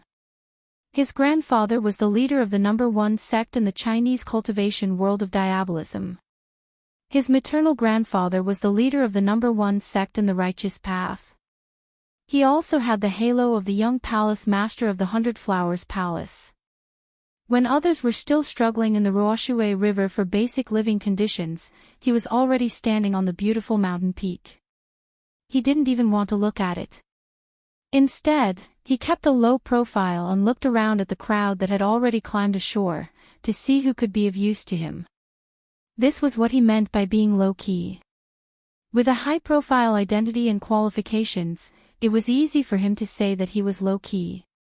But what did Yu Qianqiu have at that time? There was nothing. Living in the cultivation world where the strong preyed on the weak, not to mention dignity, they didn't even have the right to ensure their own survival. Ever since he joined on Guangzheng, he had been in constant danger of being devoured. If you accidentally said something wrong, even if you revealed a look that made others unhappy, they could take your life. This was something that could happen in an instant. Moreover, if he died, he wouldn't even have the chance to show himself. He wouldn't even have the right to bury his head and keep a low profile. It was not easy for him to join supporting Immortal Island, but there were always people who wanted to harm him. He did the lowliest and most despised job. He was already so low-key that he couldn't be any more low-key. He almost dug a hole to bury himself alive, but he was still in a precarious situation. In the end, he was forced to abandon his dignity as a man and knelt down to beg for help for the sake of some spiritual herb seeds that could help him turn over a new leaf. It didn't matter if he lost his face, but he still owed a favor until now. A person of noble birth like Yan Juixing would never be able to understand the pain of a small fry like Yu Qianqiu. Yu Qianqiu sometimes looked back at the few women he met along the way. Bai Suzhen had never looked at him differently because of the change in his status. She had always helped him unreservedly. When he was tired, she was a trustworthy harbor that he could rely on. Furong also wouldn't look down on him because of his lowly status. On the contrary, from the moment the two of them met, he started to bully her. Yu Qianqiu was the only pure person left in this world until now. She treated his words as an imperial edict and did whatever he told her to do without any consideration. Yu Qianqiu couldn't imagine how guilty he would feel if he hurt her. As a result, Yu Qianqiu was in fear and trepidation. He was afraid that this girl would suffer even the slightest grievance. Whatever she wanted, Yu Qianqiu would satisfy it at all costs and put in all his effort to protect her. In fact, Furong wouldn't make any excessive requests of him. With the existence of these two women, Yu Qianqiu's heart was incomparably strong. He had the confidence to face any difficulties. Even if his final outcome was to be beaten into a cripple with 4 limbs missing, he did not lose everything. He still had the most precious thing. He had no reason to believe that these two women would still wholeheartedly accompany and take care of him for the rest of his life. They could stand the test of time. Even if he had the backing of the world's #1 expert, Bai Changchun, it wasn't as reassuring as these two women's soft shoulders. As for the other women, if he didn't have the corresponding strength to conquer them, would they fall in love with a little cultivator who was at the mercy of others? Yu Qianqiu believed that they were also good women. However, he subconsciously didn't dare to think too deeply about it. He just constantly gave himself confidence that they were also very good women. They were very good to him, very good. Yu Qianqiu was a small character struggling in the endless weak waters of the cultivation world. He struggled to stay alive in the endless weak waters of the cultivation world.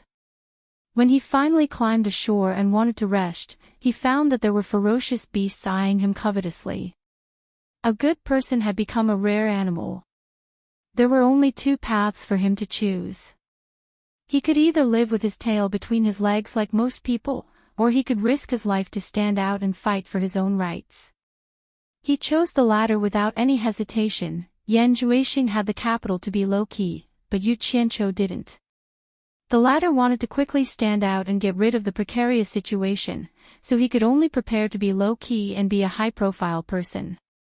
When his crazy method started to make people afraid, he was no longer a small cultivator that everyone could bully.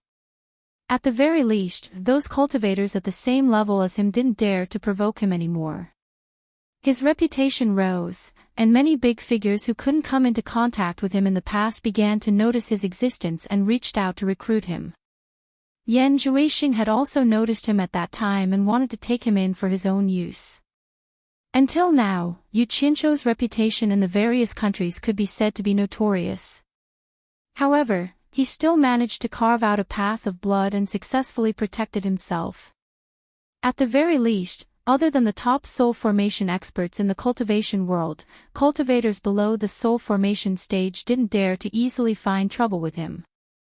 This was the difference between Yan Juixing, who was born with a noble background and acted low-key, and Yu Qianqiu, who was born with a grassroots background and acted high-key. It was because everyone's starting point was different. There was no such thing as country bumpkin, local tycoon, or nouveau riche.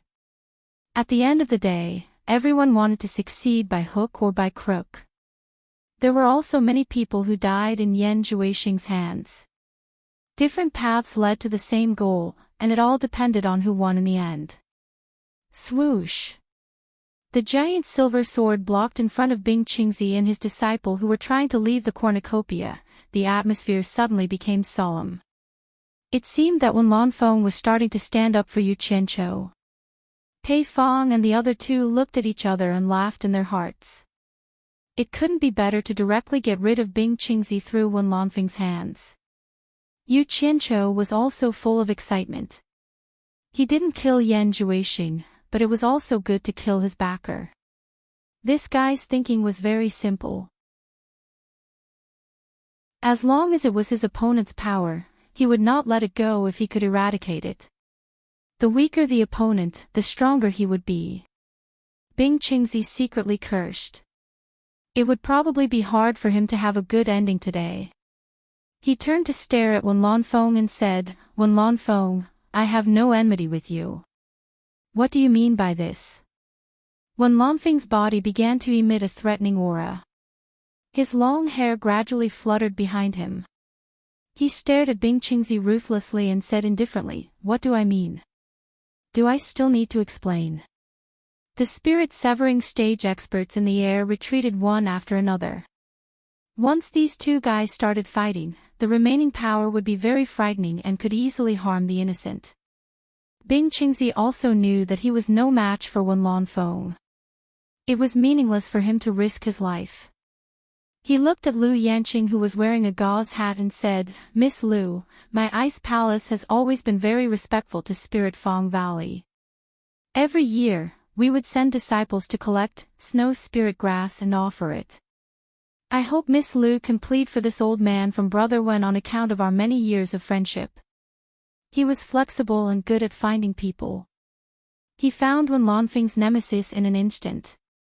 As a result, Wen Lanfeng's threatening aura weakened a little before Lu Yanqing opened her mouth. Pei Fong and the others frowned at the sight. Lu Yanqing was silent for a while. She tilted her head to look at Wen Lanfeng and sighed slightly. Does everything need to be solved by fighting and killing? Although her words didn't sound like she was pleading for Bing Qingzi, it was no different from stopping Wen Lanfeng from fighting. In the end, Wen Lanfeng didn't say a word. The giant silver sword whooshed back into his storage bag. Bing Qingzi cupped his hands at Wen Lanfeng and said, "Thank you for your mercy, Brother Wen." Then he cupped his hands at Lu Yanqing and said, "I will remember Miss Lu's kindness. As long as the Ice Palace is here, if Spirit Fong Valley encounters any trouble, the Ice Palace will definitely do its best to help. Farewell." The master and disciple quickly flew away. Wen Lanfeng looked at Nongzhu and Yu Qianqiu apologetically, seemingly hoping that they would understand. Nongzhu was speechless, but there was nothing she could do. She couldn't stop Bing Qingzi. Everyone didn't expect that a big battle would be resolved by Lu Yanqing's words. Yu Qianqiu was both angry and amused. He didn't expect Lu Yanqing's words to have such a great influence on Wen Lanfeng. Wen Lanfeng didn't think that at this point, everyone's position was already clear. Those who were enemies couldn't be let go. Maybe people will accept Lu Yanqing's feelings, but they won't necessarily accept your Wen Lanfeng's feelings, because everyone knows that you and I, Yu Qianqiu, are on the same side, but I, Yu Qianqiu, and Yan Juexing are sworn enemies. For the first time, Yu Qianqiu had the idea of stripping Lu Yanqing naked and throwing her on the bed to vent his anger. This woman was too bullshit. If you don't know anything, don't get involved. In the cultivation world, if problems could be solved by talking nicely, then everyone would ask you to be the peacemaker. What's the point of fighting? What's the point of fighting? What's the point of fighting? There were some words that had to be said. Yu Qianqiu stared at Lu Yanqing and said in a low voice, "Senior Lu's compassion is really admirable, but I have a word of advice for you. You let the Ice Palace people go today, but if they hurt Spirit Fong Valley in the future, I hope you won't regret it." Yu Qianqiu. Stop it. Nongzhu frowned and stopped him. Wen Lanfeng smiled apologetically and said, "Yu Qianqiu, I'll let it go this time, next time. You're too kind, senior. Yu Qianqiu waved his hand to interrupt him and said indifferently, it's better to rely on yourself than on others. I won't bother you next time. I just hope Senior Wen and Senior Lu can fulfill their promise. Chapter 652. When Lanfeng and Lu Yanqing were speechless. Everyone could tell that when Lanfeng and Lu Yanqing were drawing a clear line. Everyone felt it was incredible. Yu Qianqiu was really bold. He dared to speak to Wen Lanfeng and Lu Yanqing in such a tone. Didn't he know that without Wen Lanfeng's protection, there were too many people here who wanted his life?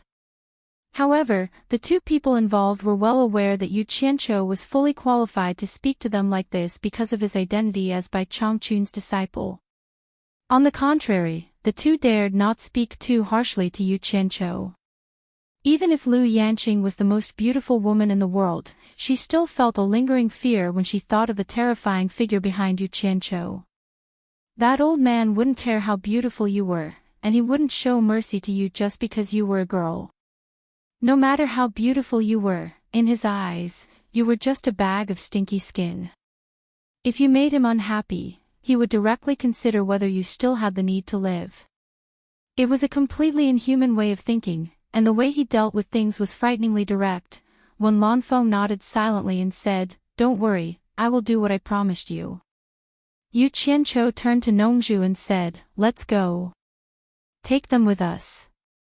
The two people he was referring to were Furong and Zi. You.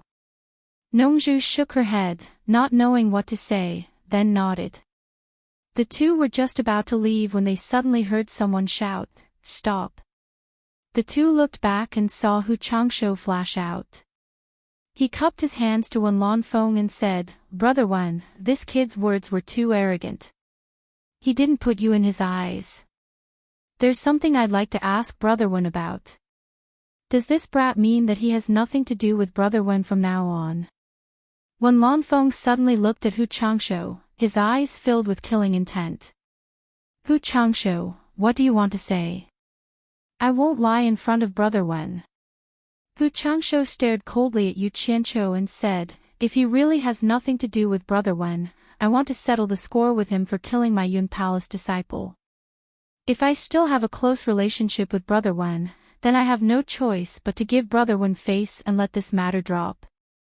At this time, Wen Lanfeng naturally wanted to support Yu Qianqiu, but who knew that before he could speak? But he heard Nongzhu shout, "Wen Lanfeng, from now on, Yu Qianqiu has nothing to do with you." Wen Lanfeng looked back and swallowed the words he was about to say. Nongzhu sneered arrogantly and said, "I'd like to see who dares to hurt Yu Qianqiu." He was also furious. These people really didn't know the immensity of heaven and earth. They thought that Yu Qianqiu could be trampled upon after leaving Wen Lanfeng. At this time, if he didn't stand out, then he would have come here in vain. Otherwise, there was no need for him to beg for Bai Changchun's jade pendant. Wasn't it just a precaution? Good, very good. Hu Changshou clapped his hands and smiled. With Nongzhu's words, I can rest assured. A black shadow flashed to his side. Yin Bai Kong, dressed in a black robe, stood out and said with a dark face, "Since you have nothing to do with Brother Wen, Yu Qianqiu, it's time to settle our debt." Hu Changshou glanced at him and chuckled. "I wonder what debt this kid owes you that it's worth Brother Yin to come personally." "The 7 treasures pill." Yin Bai Kong said with a dark face, "This kid sold the 7 treasures pill to me, of course I have to look for him."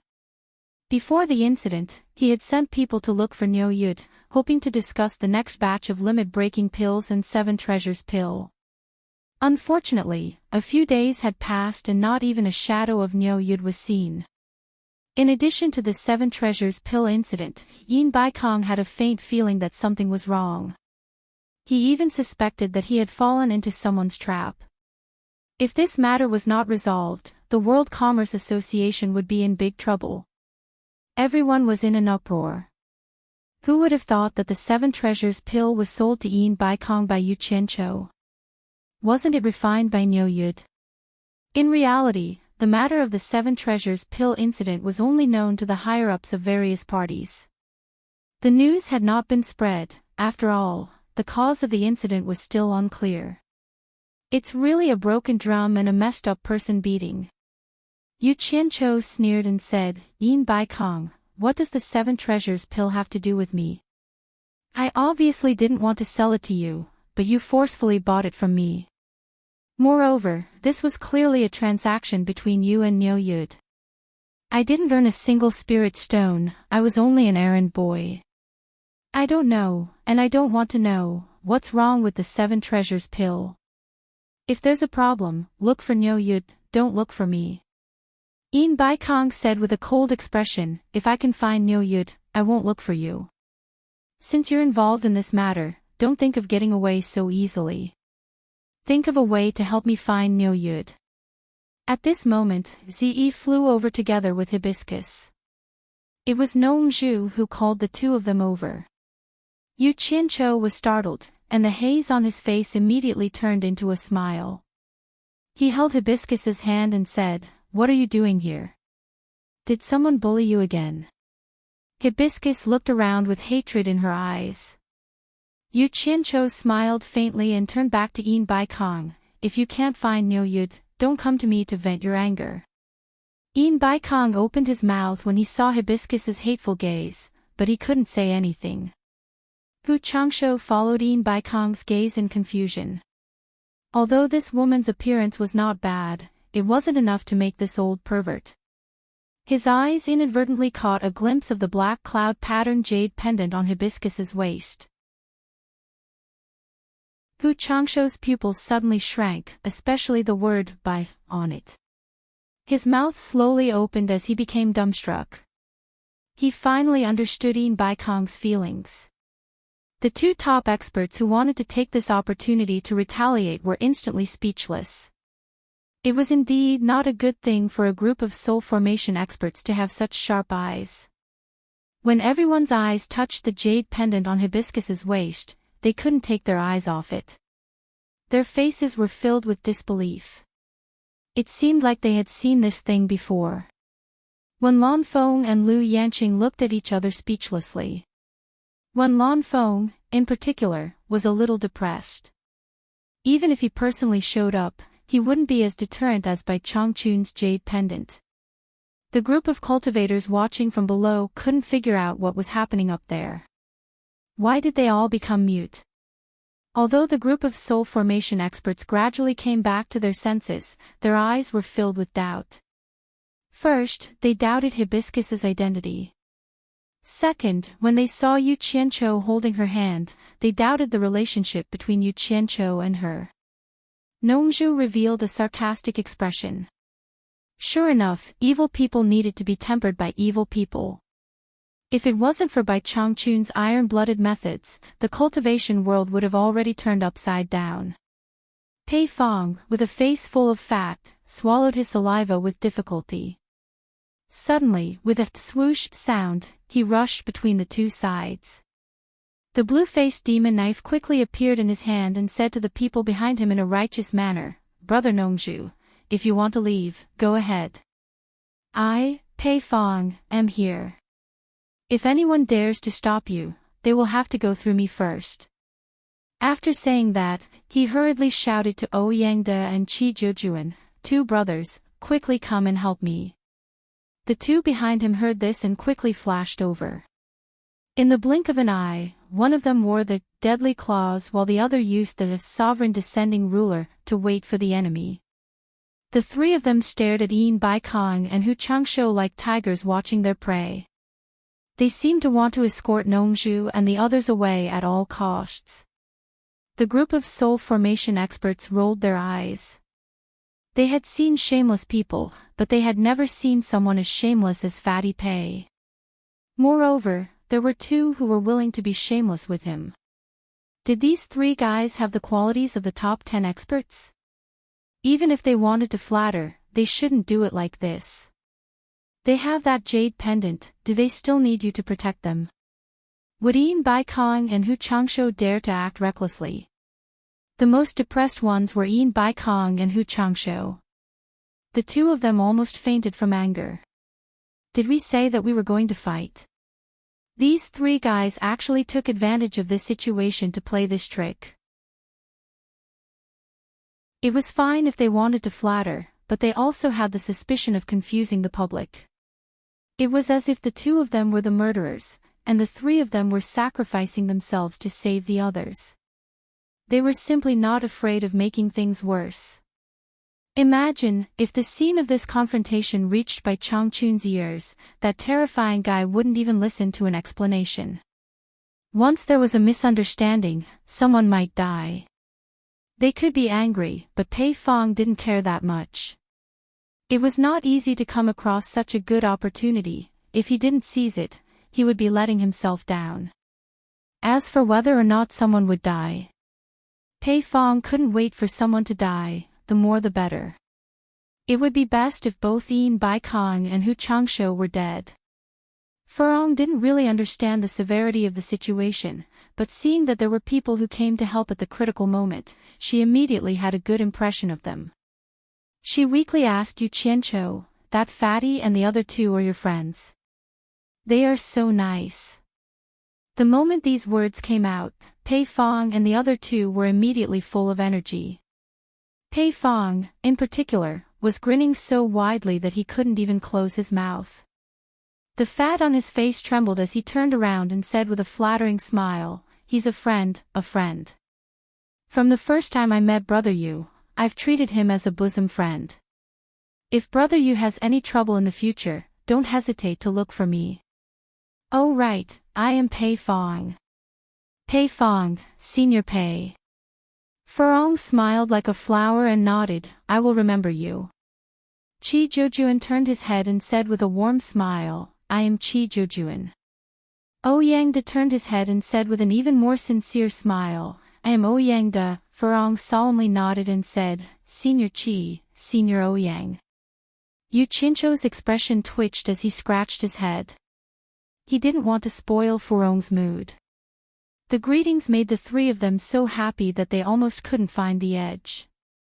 Especially Pei Fong, he kept nodding his head happily and didn't seem to have any intention of confronting others. He was certain that the two behind him wouldn't dare to make a move. In the end, Yin Baikong and Hu Changsho were so angry that they almost vomited blood. It turned out that the two of them were the villains and these three were trying their best to reap benefits. However, they didn't dare to lose their temper at this time for fear of scaring the girl. Shameless. A group of Soul Formation stage lords looked down on these three fellows. They were too shameless. Ze could be considered as someone with some experience. She naturally knew who these people were. They were all top figures in the cultivation world. She also understood that it was all because of the jade pendant on Furong's waist. Thus, her admiration for Senior Bai soared again, and at the same time, she was extremely envious of Furong. The group of cultivators who didn't know what was going on were completely confused. This scene was too strange. However, they weren't stupid. This woman was able to scare 5 late-stage spirit-severing experts at the same time, so her background was definitely not simple. Thus, everyone kept guessing Furong's background in their hearts. Yi Cheng, who was mixed in the crowd, was even more dumbfounded. He even suspected that his eyes were playing tricks on him.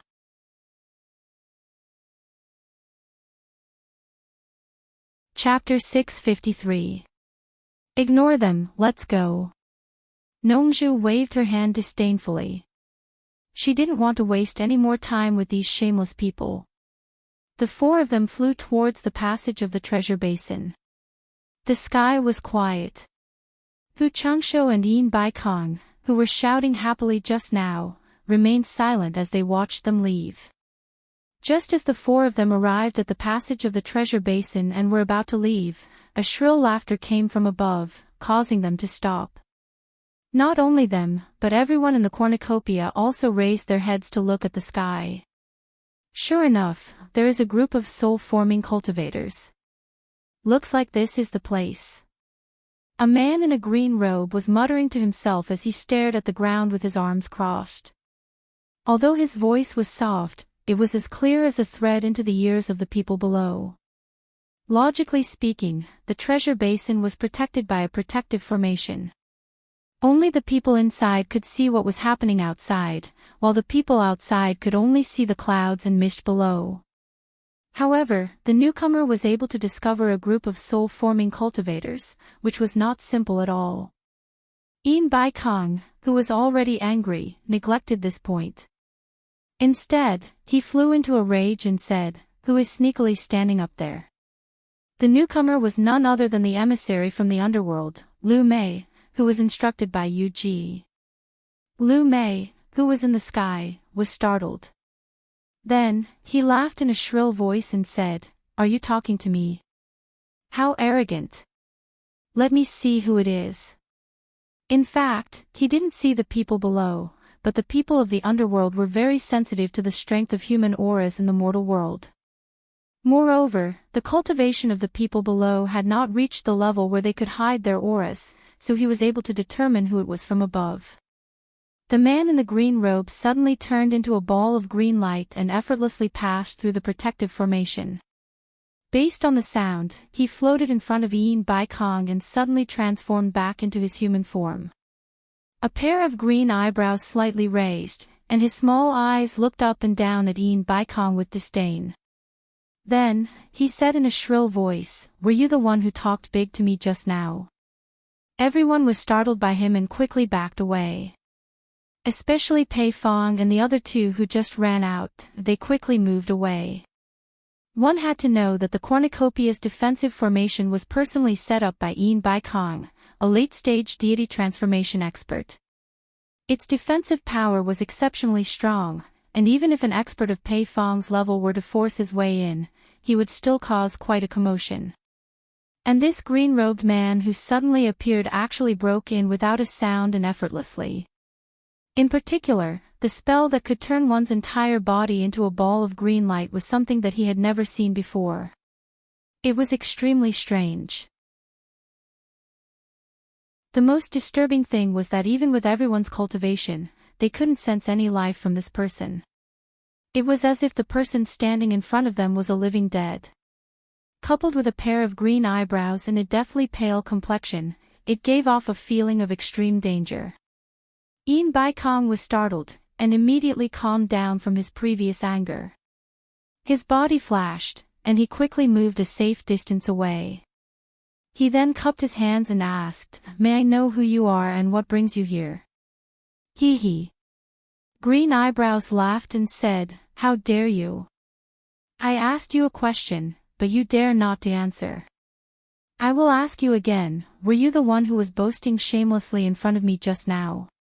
Yin Bai Kong's heart skipped a beat, but he still squeezed out a smile and cupped his hands, saying, "It was a misunderstanding just now. I didn't know you were an esteemed guest, so please forgive me for not going out to greet you." Since he couldn't figure out the other party's background, he could only feel wronged. It was better than losing his life. "It seems like you are a tactful person, it won't be difficult for me to forgive you." Green Eyebrows crossed his arms in front of his chest, and indifferently swept his gaze across the crowd, as if he was looking at a group of ants that he could trample at will. His gaze finally landed on Yin Bai Kong, and he arrogantly said, "Kneel down and kowtow to apologize, and I can spare your life."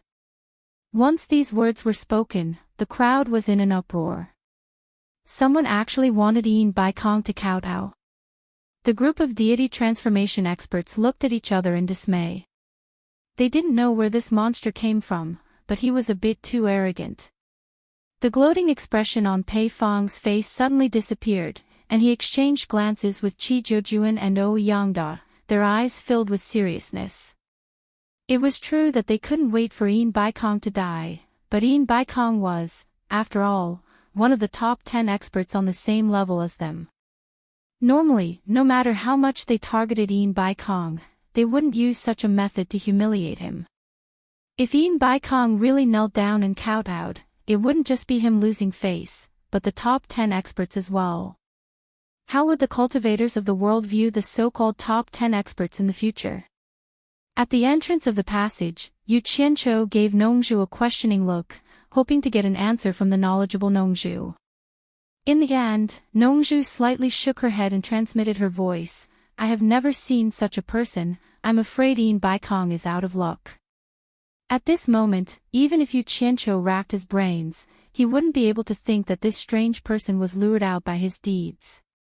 Yin Baikong's expression greatly changed. If this was a place with no one around, and he was forced into a corner, he might have compromised in order to save his life. But where was this place? This was the cornucopia of the World Commerce's headquarters. His disciples and grand disciples were watching from below. How could he kneel? If he really was humiliated and knelt in front of everyone, even if he obtained the entire world in the future, he would never be able to raise his head. If he was an ordinary cultivator, then it wouldn't matter, but he was one of the top 10 experts. There were different types of humiliation, and some humiliation was more difficult to bear than death for experts. Who are you? Aren't you being a little too overbearing? Yin Baikong asked with an ashen face. He didn't know what kind of bad luck he had today. Why did bad things happen one after another? A mere mortal doesn't have the right to ask who I am. Lu Mei's tone was cold and threatening. I'll give you one last chance. Are you going to kneel or not? An icy aura slowly spread out, causing the surrounding temperature to plummet. He was indeed angry. In the underworld, he knelt in front of a woman every day, so he already had nowhere to vent his anger. He didn't expect that in the human world, a mortal cultivator would actually dare to contradict him. Immediately, killing intent spread in his heart. A mere mortal. Yin Baikong's pupils shrank. From the other party's aura, he sensed an aura similar to Niu Yu's, but it didn't seem to be as strong as Niu Yu's. He immediately asked, could it be that you're from the immortal world? I also have a friend in the immortal world called Niu Yu. Do you know him? When a person was forced into a desperate situation, no matter what method he had, he would always try it. The moment these words came out, it could be said that everyone was shocked. Everyone was stunned. Niu Yu was actually from the immortal world. Everyone thought of Niu Yu's incomparably arrogant actions and immediately came to a realization. So he was from the immortal world. No wonder such a powerful expert suddenly appeared. No one knew his origin. However, everyone was more or less suspecting whether Yin Baikong's words were true or not. Nongzhu's face kept twitching. She stiffly turned around and rolled her dead fish eyes. She transmitted her voice to Yu Qianqiu. Kid, what nonsense did you tell Yin Baikong to actually make him say such nonsense? Yu Qianqiu shook his head with a sluggish expression. He really didn't know what to say. He could only silently say in his heart, Brother Yin, take care. Lu Yanqing, who was in the air, stared at him with a complicated gaze. Lu Mei was slightly startled when she heard this. She asked in surprise, you have a friend in the immortal world. What does Niu Yu do? The immortal world had always been in contact with the underworld. However, his position and cultivation in the underworld wasn't high. He was just a dispensable clown under Madame He Chi's feet. He wasn't familiar with the people in the immortal world at all. If this person's friend was someone important in the immortal world, then he wouldn't be able to provoke them. Even if he ran back to the underworld, they could still come to the immortal world to deal with him. Madame He Chi wouldn't defend a big shot in the immortal world for a clown like him. If that happened, she would kick him away like a piece of trash, without the slightest bit of mercy. Seeing that the opponent's aura was slightly weakened, Yin Baikong cupped his hands and smiled. My friend is the immortal world's emissary. Yu Qianqiu almost couldn't hold back his laughter when he heard this. Nongzhu glanced at him. She finally knew who this kid was pretending to be. It turned out that he was the emissary he mentioned before. Immortal world's emissary. Lu Mei's face was full of suspicion. The immortal world's emissary who goes to and from the immortal ascension stage in the human world. Yin Baikong's eyes lit up. It seemed that Niu Yu didn't lie to him. There really was such a person in the immortal world. He immediately cupped his hands and smiled. That's right. He's the immortal world's emissary who goes to and from the immortal ascension stage in the human world. Lu Mei's pale face darkened. He said in a gloomy tone, "You dare to trick me. You actually used an emissary from the immortal world to fool me." He might not dare to provoke someone with a bit of status in the immortal world, but he wouldn't put a lowly immortal in his eyes. No matter how insignificant he was in the underworld, he was still a small character who had accompanied the dignified Madame Hei Qi for a long time. Not everyone would dare to touch him when he went out. Not to mention this, his cultivation level was one level higher than that lousy emissary. Yin Baikong was shocked. He knew that he had overreached himself. He raised his hand in a panic, wanting to apologize. Who knew that Lu Mei would shout, "I gave you a chance to live, but you didn't want it. You dare to trick me. Hand over your life." Yin Baikong was indeed someone who had been on the battlefield for a long time. Once he heard this, he knew that there was no room for negotiation. Without hesitation, he teleported and disappeared on the spot. However, Lu Mei disappeared almost at the same time. Bang! A loud sound came from the sky, attracting everyone's attention. Two people appeared at the edge of the defensive formation at the same time. From the looks of it, it seemed like Yin Baikong wanted to teleport away, but his escape route was blocked by the other party. Before anyone could clearly see what was going on, they only saw a green light and a white light violently colliding. The powerful shock wave caused the spirit-severing experts in the air to fall down one after another. The airflow stirred up the dust, making everyone unable to open their eyes. The surrounding shops collapsed on the spot. Some of the Foundation establishment cultivators couldn't even stand steadily and were directly pushed to the ground by the strong airflow that was blowing towards them.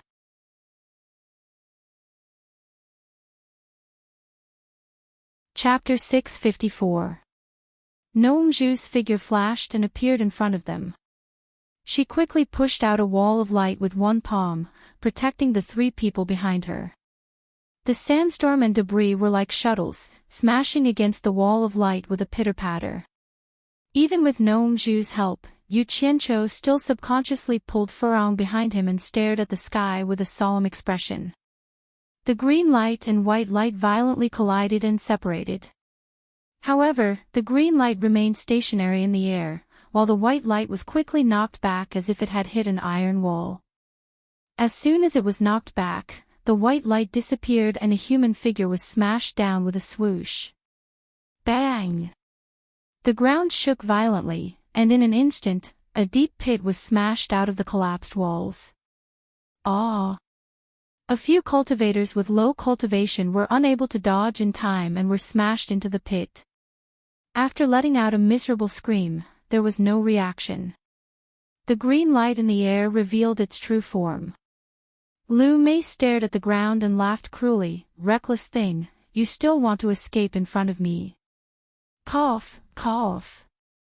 A series of violent coughs came from the deep pit, and the coughs were heart-wrenching. Suddenly, the coughs stopped, and the white light once again shone from the deep pit. A powerful aura rapidly rotated and spread out from the deep pit like a storm. The surrounding broken bricks and stones were swept away as if they were dry weeds and rotten wood. Before the crowd could react, a black figure with a dazzling white light quickly escaped from the deep pit. It seemed as if it wanted to split the void, emitting a dazzling light that pierced through the sky. Its target was Lu Mei, who was in the air. The onlookers were overwhelmed with emotions. Yin Baikong obviously knew that he couldn't escape, so he took the initiative to launch a powerful attack. Among the cultivators watching from below, there might have been many who scoffed at Yin Baikong's action of escaping. But now, who would dare to say that Yin Baikong, one of the top 10 experts in the world, was a coward who ran away? Xiao! The black figure with the cone-shaped white light emitted an ear-piercing sound of breaking through the air. It was like a divine arrow that was shot from a bow, breaking through thousands of kilograms. Everyone below had their hearts in their throats as they stared at Ian Baikong's all-out attack with wide eyes. Whether they had a grudge against him or not, they all hoped that he could defeat the enemy in one strike. "How dare you!" Lu Mei shouted in a shrill voice. With a swoosh, he charged towards the incoming white light. With a "yeah" sound, he raised a huge palm shadow and slammed it down. Bang! The air exploded, the airflow rippled, and visible patterns spread out. The white light was instantly annihilated, and a black shadow crashed down at an even faster speed than before. More than half of the shops in the treasure basin collapsed in an instant. Bang! The ground shook, and an even larger pit appeared. "It's over. Ian Baikong is finished." This thought suddenly popped up in everyone's mind. It was quiet all around. Everyone stared at the newly created pit without blinking. There was no movement inside. Was he dead? The shrill laughter rose again. Green Eyebrows glanced at the crowd below and said, "Did you see that?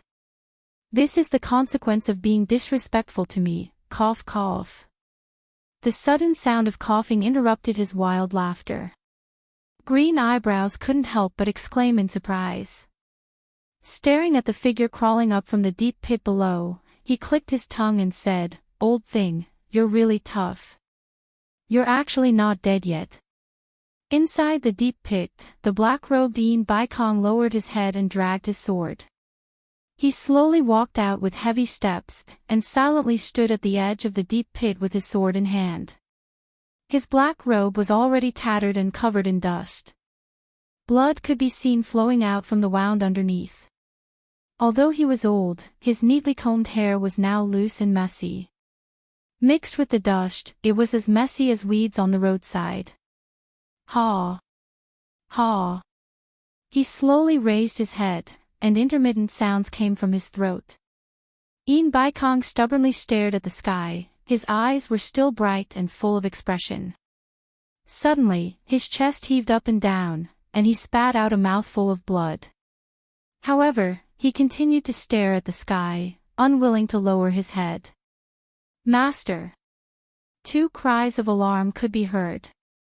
Sikong Ju and Jing Yuankong teleported over with their swords in hand. They stretched out their hands to support Ian Baikong's arm. "Don't touch me, I can't fall yet. I don't need anyone to support me." Ian Baikong shouted, and the two disciples' hands froze in fear. Green Eyebrows, who was crossing his arms in the air, shook his head, and said with a mocking expression, "Even if he's not dead, he's not far from it. Is this your disciple? Old thing, this lord is being kind and will give you some time. If you have any last words, hurry up and say them." Ha! Sharp laughter echoed in the air. The resentment that had been suppressed for so long in the netherworld had finally found a place to vent, and he laughed very happily. It felt so good to be able to control the life and death of others at any time.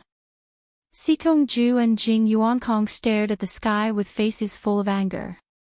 Ian Baikong also revealed a sinister expression, but when he turned around and looked at the two accompanying disciples, he nodded his head with a gratified expression.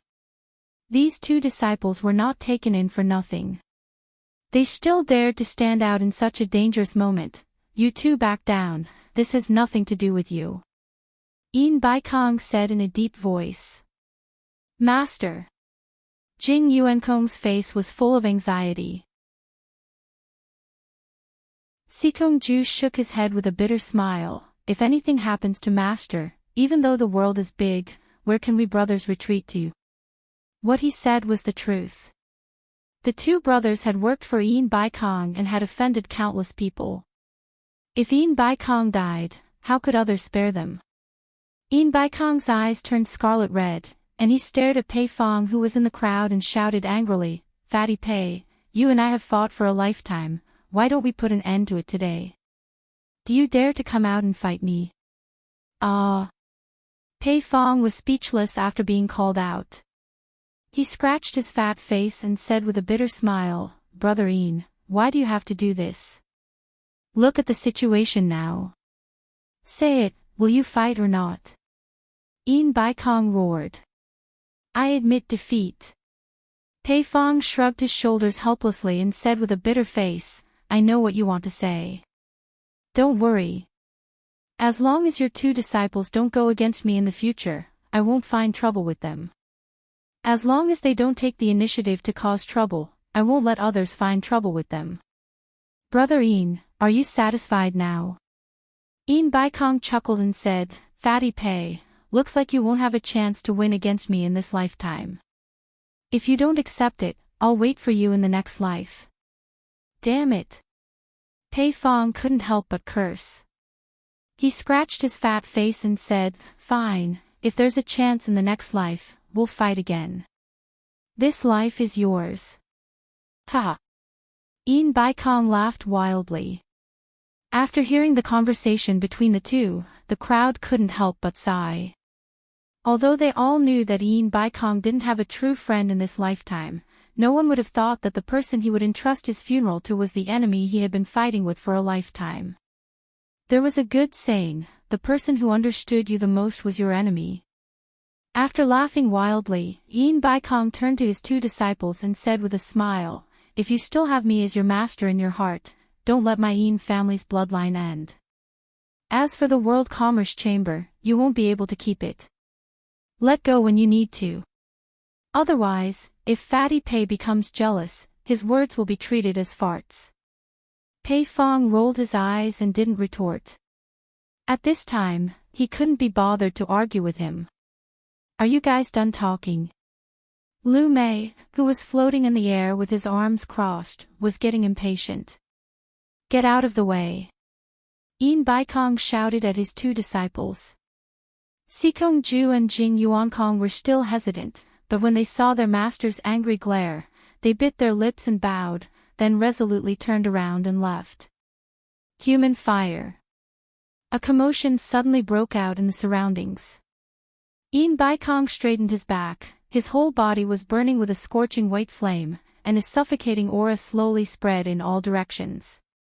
Meanwhile, Ian Baikong's entire being was filled with energy and vigor. Nongju shook her head slightly and sighed softly. Ian Baikong is going to risk his life. Yu Qincho's expression was solemn. He could also see that this white flame was the human fire that only someone with a high cultivation base could ignite. Ian Baikong was clearly burning his powerful cultivation base, preparing to raise his attack power to the limit. Even if he could survive in the end, at his age, without the support of a powerful cultivation base, how long could he live? He was clearly throwing caution to the wind and had no intention of surviving. Yu Qiancho sighed, "There are so many late divine transformation realm experts, is there no one who will help him?" Nongju sneered, "They are all old foxes, knowing that they are no match for him, who would still want to die. Moreover, he doesn't have a true friend." Sigh. Ian Baikong is also forced into a corner. "You think he wants to?"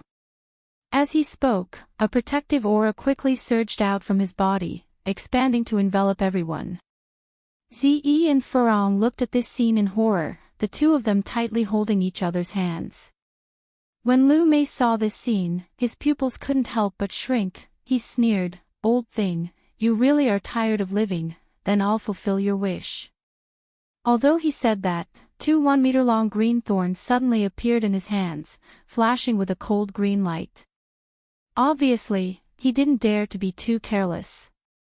"I refuse to accept this." Ian Baikong roared, the white flame on his body surged, and he disappeared on the spot with a whoosh. Boom! Immediately after, there was an explosion in the air, only to see the green thorn in Lu Mei's hand blocking a huge sword aura that had suddenly appeared. The sword aura was easily defeated by him. However, Ian Baikong was nowhere to be seen. Just as the sword aura was defeated, another sword aura appeared out of nowhere and slashed wildly. Lu Mei's reaction was extremely fast. The green thorn in his hand was defeated without any hesitation. However, the sword aura that followed became more and more frequent. There were huge sword shadows everywhere in the air, but Yin Bai Kong was nowhere to be seen. Boom, boom. Explosions sounded continuously, gradually enveloping Lu Mei, and he wantonly slashed wildly. On the other hand, Lu Mei dealt with the attacks with ease, a disdainful sneer on his face. The battle became more and more intense, or more accurately, Yin Bai Kong's attacks became more and more intense, causing the weather to change. Bang, bang, bang. The protective formation of the treasure basin finally couldn't withstand the power of the two's battle anymore. The bottom of the formation exploded, and the entire protective formation completely collapsed. The cultivators below the soul formation stage were already unable to stand under the powerful pressure. The wind blades formed from the aftermath of the battle were as hard as steel. Some of the weaker cultivators were cut into pieces on the spot, their intestines spilling out. Immediately, many people fled in fear, quickly hiding behind the God of Wealth Peak.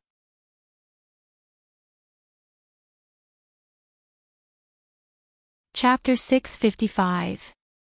Yu Qianqiu stared at the sky and said with a frown, "What is Yin Bai Kong doing? Does he want to destroy the treasure that he built with his own hands? He is using teleportation to attack." Nongzhu sighed and said, "The strength gap between the two sides is too big. Only by constantly teleporting can he barely maintain his attacking posture. Otherwise, as you have seen before, he is not an opponent of the same level at all. In a head-on fight, he can't even resist one blow from his opponent. Could a soul formation final stage expert be able to teleport indefinitely?" Yu Qianqiu was puzzled. He can't. That's why he ignited his cultivation and forced himself to use it. When he stops, he will be. Sigh.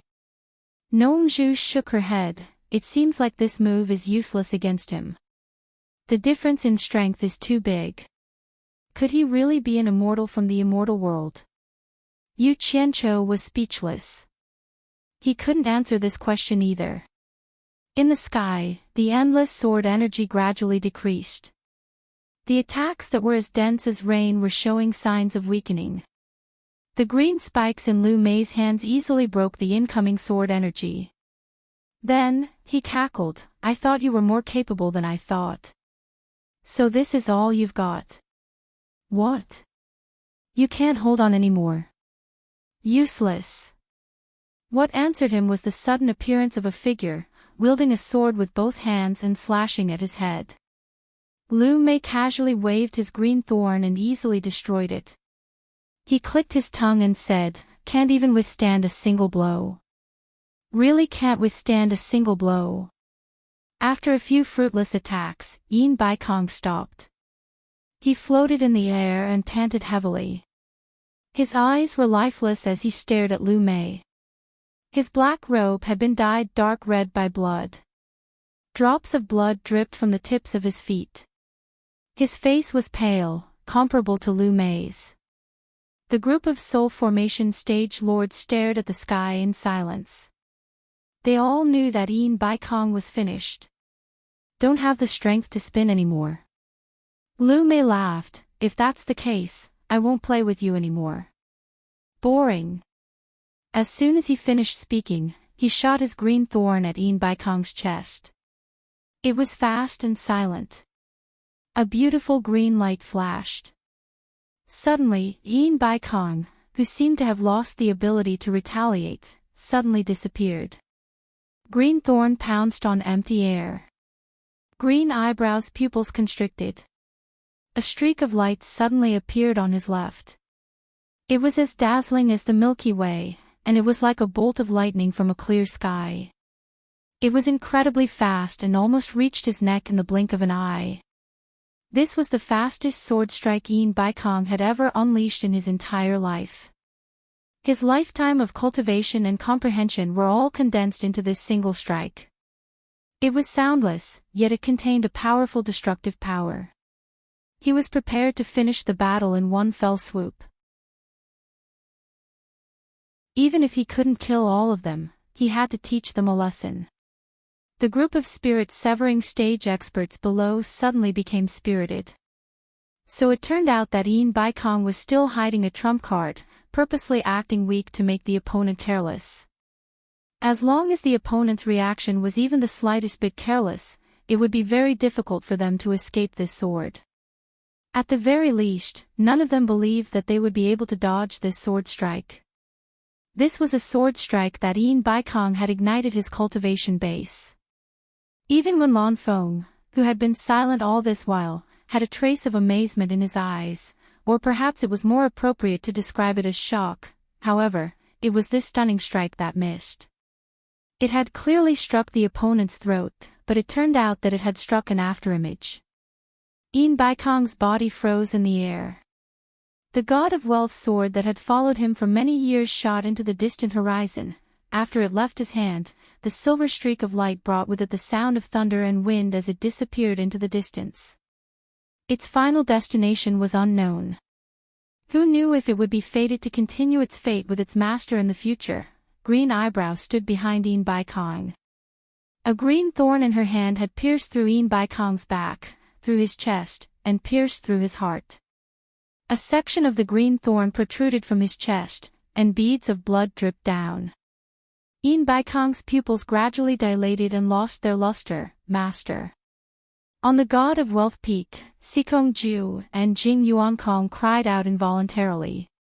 The disciples of the World Commerce Association emerged one by one and looked at the scene in the sky in a daze. Sorrowful expressions emerged on their faces as they silently muttered in their hearts. The era of the World Commerce Association is over. The group of soul formation experts looked up at the sky, and they all had expressions of sympathy on their faces. Nong Zhu and Yu Qianqiu looked at each other. No one could have imagined that the high-spirited Ian Baikong who was preparing for the cornucopia gathering would be finished just like that. Old ghost, you're still lacking if you want to scheme against me. Don't you know how to act a little better? Your biggest flaw is that you can still float in the air.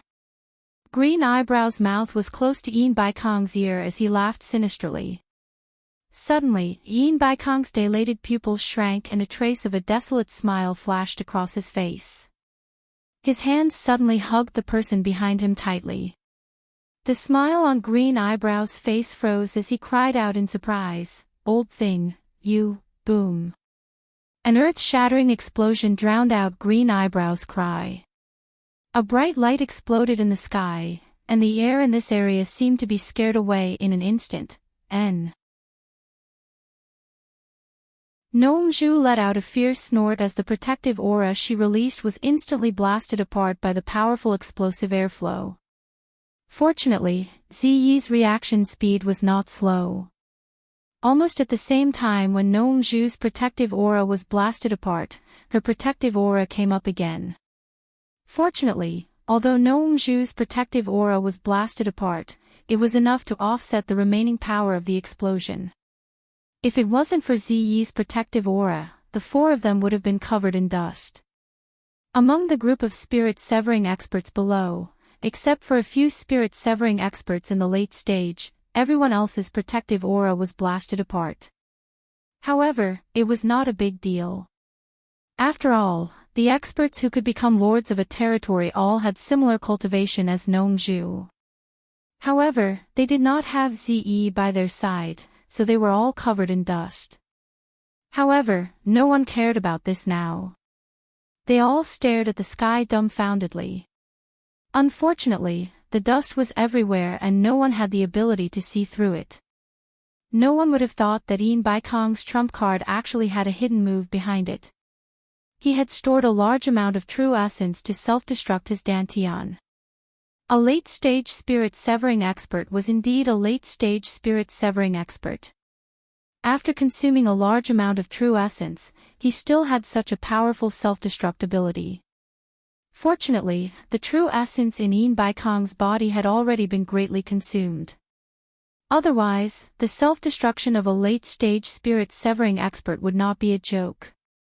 It was estimated that many mid-stage spirit-severing experts would more or less suffer some injuries. While everyone was feeling emotional, they were all guessing what happened to the green-robed man. Guessing was just guessing. No one went up to check. Pei Fong, who was inside the protective aura, had a twitch on his chubby face. He muttered absent-mindedly, "Didn't you promise me to settle the score in your next life? You've already self-destructed. You don't even have the chance to reincarnate. What next life are you talking about?" "Yin Bai Kong. Yin Bai Kong. You are indeed worthy of your title as an old fox. Even when you're F*king committing suicide, you still have a hidden move. I admire you." Everyone knew that this time, Yin Bai Kong was really dead. He was completely dead. It was estimated that not even a piece of him could be found. Another one of the top 10 experts in the cultivation world had fallen. The dust gradually dispersed. At this moment, the god of wealth peak behind everyone suddenly let out a loud rumble. The ground shook continuously. Everyone turned their heads to look. It turned out that due to the impact of the explosion, half of the god of wealth peak had collapsed from top to bottom. There was still half of it standing there. It was an indescribably strange sight. The hall of wealth on top was still there. Green Eyebrows casually waved his hand. He seemed to enjoy the feeling of someone trembling in front of him. He was in a good mood as he said to Pei Fong, "Fatty Pei, let me ask, oh. How did you know that my nickname is Fatty Pei?" Pei Fong curiously tried to establish a relationship. Green Eyebrows was stunned. His expression returned to normal as he said, "Nonsense. Your surname is Pei, and you're a fatty. If I don't call you Fatty Pei, what should I call you?" Pei Fong didn't seem to realize that he was being scolded. Instead, he revealed an almost exaggerated expression of reverence and said in a flattering manner, "You are indeed an expert. You can even think of such a question. You really have a divine plan."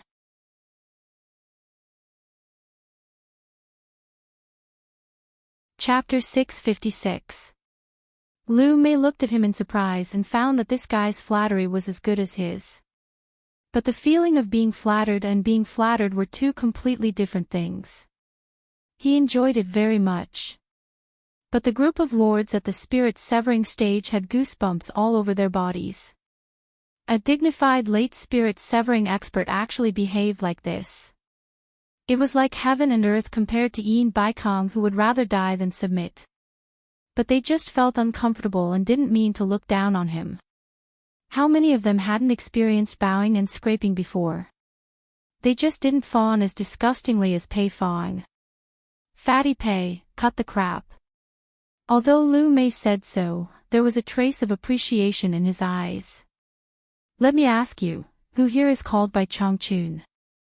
His eyes fell on Wenlan Feng, Hu Changshou, Ouyangde, and Qi Jiujuan. These four were the ones with the highest cultivation. "Ah!" Pei Fong screamed and then asked hesitantly, You are looking for Bai Changchun." To be exact, he was startled, and so were the others. Even if the person in front of them might be from the immortal world, it didn't seem to be more frightening than Bai Changchun. After all, Bai Changchun's despotic power had suppressed them for so many years that they were all scared to the bone. Everyone looked at each other. Nongzhu and Yu Qianqiu looked at each other. Who was this person? Why did he come here to look for Bai Changchun? Was Bai Changchun also in contact with people from the immortal world? Lu Mei narrowed his eyes and took in everyone's reaction. He smiled and said, "It seems that Bai Changchun is here." "Who is Bai Changchun? Come out and answer me." The surroundings were quiet and no one dared to say anything. Then again, after being suppressed by Bai Changchun for so many years, who dared to talk about Bai Changchun in front of so many people? After waiting for a while, no one spoke. Lu Mei's green eyebrows trembled and he sneered, "Fatty Pei, point out to me who is Bai Changchun." Pei Fong was shocked. Whether it was Bai Changchun or this strange green-robed man, he couldn't afford to offend them. He didn't know if these two were friends or enemies, but from the way they spoke, it was more likely that they were enemies. It was better to figure it out before dealing with them. Thus, with a face full of smiles, he nodded and bowed as he asked, "May I know why you are looking for Bai Changchun?" If someone else had asked a question instead of replying, Green Eyebrow would have been unhappy. However, Pei Fong's respectful attitude made him feel comfortable. He snorted coldly and said, "Bai Changchun, you destroyed the gate to the underworld and angered the underworld emperor. He sent me here to punish you. Why do you think I'm looking for him?" It was so quiet that one could hear the chirping of birds in the distant forest and the gentle breeze. Everyone was stunned. Bai Changchun had actually reached the legendary underworld gate and even destroyed it. The #1 expert in the world was indeed the #1 expert in the world. He was too bold to actually dare to mess with the netherworld. As a result, even the legendary emperor of the underworld was alerted, and this person was actually an emissary from the underworld. No wonder it was so powerful. Nongzhu rolled her dead fish eyes and slowly tilted her head to stare at Yu Qianqiu. The latter's face twitched as he smiled embarrassedly. Now the two completely understood. It turned out that the destruction of the underworld gate had attracted this god of plague. Yin Baikong's death was a little unjust. Bai Changchun was also wronged. But what Yu Qianqiu couldn't figure out was why the other party didn't look for him, the culprit, but his master. He looked at Nongzhu with an inquiring look. Nongzhu transmitted her voice with extreme disdain, "No need to guess. It must be the trouble caused by the words left on the wall of the underworld cave. Otherwise, no matter how famous your master is, the people of the underworld wouldn't know his name. When you go back, quickly erase the words on the wall for me." It seemed that having bad handwriting had its benefits. At least it wasn't that easy to recognize. Yu Qianqiu didn't say anything. Pei Fong had a dull expression on his face. He really didn't know what to say. But Green Eyebrow wouldn't let him get away with it. He asked again, "Fatty Pei, who is Bai Changchun? Point it out to me, or else." Humph. Pei Fong's face was bitter, and he was almost crying. He wanted to test whether the strange green-robed man was Bai Changchun's friend or foe. If it was a friend, he would naturally tell the truth. If it was an enemy, he could also tell the truth. It would be great if he could get rid of Bai Changchun with the help of the strange green-robed man. Bing Qingzi ran away, and Yin Baikong died. If Bai Changchun, who was above him, also died, he would be very comfortable in the future. But he never thought that Bai Changchun would dare to provoke the underworld. This was a little too ridiculously strong. In this case, if Bai Changchun and the strange green-robed man fought, it was still uncertain who would win. But if Bai Changchun won, how could he let go of the informant? If he lied, the green-robed man would definitely get even with him. It was difficult. The group of lords of the Soul Formation stage also looked at him with sympathy. They could all understand his feelings. "Do you want me to force you to say it?" Green Eyebrow was a little impatient. Pei Fong had no other choice. He had to get through this first. He was just telling the truth. Bai Changchun shouldn't be so petty, right? He coughed and said with a wry smile, "It's not that I don't want to point it out, but Bai Changchun isn't here at all. Bai Changchun is the world's #1 expert. He lives in the demon domain all year round. Why would he hang out with small figures like us?" His words were very respectful to Bai Changchun. He completely had an attitude of not offending either side. The world's #1 expert? No wonder he dares to say that he's invincible in the world. Green Eyebrow sneered. Suddenly, he was startled and his eyes flickered. "You said Bai Changchun lives in the demon domain?" He remembered that the female ghost cultivator had said that the place shrouded by the dark clouds was the demon domain. "That's right. Pei Fong explained, Bai Changchun is the world's #1 expert. He leads the thousands of demon kings and ghost king in the entire demon domain. He is the master of the demon domain. Hee hee. Green Eyebrows suddenly laughed sharply. He understood everything and instantly said with a murderous expression, so he is the master of the demon domain. No wonder that female ghost cultivator dared to lie to me. When I go back, the first person I'll deal with is you, bitch. I'll let you know what it means to beg for death. As soon as he finished speaking, his whole body turned into a green light and flew away. Seeing him leave just like that, everyone heaved a sigh of relief. Looking at the messy treasure bowl, everyone was speechless. However, at this moment, another green light flashed in the sky and turned into a human figure. Who else could it be but the strange green-robed man who had just left? Why did he come back? When everyone's heart was pounding, Green Eyebrow pointed to Pei Fong, who was surprised, and said, Fatty Pei, let me ask you again. Who are Nanhai Nongzhu and Yu Qianqiu? Where do these two people live? Nongzhu and Yu Qianqiu were stunned when they heard this. Now they were 100% sure that it was the words left on the ghost cave that caused the trouble. Both of them were blaming their own hands in their hearts. Yu Qianqiu wanted to slip away immediately. He said to Nongzhu, let's go. While he doesn't know who we are, let's go quickly. Nongzhu agreed. The two of them grabbed Zi and Furong and wanted to run away. Stop. With a sharp shout, Green Eyebrow's eyes locked directly on them. There was no other reason. When he said that, everyone subconsciously turned to look at them. Their eyes betrayed them, the four of them paused and slowly turned around. Nongzhu and Yu Qianqiu had the same bright and harmless smile on their faces, but Zi and Furong were obviously very afraid. Green Eyebrow pointed at them and said, come here. Yu Qianqiu secretly transmitted his voice to the three of them, don't be afraid. I'm here. He can't do anything to us. Follow me closely. Don't be too far away from me. When the critical moment comes, I have a way to help you escape. Damn it. Brat, why are you still pretending to be mysterious at a critical moment?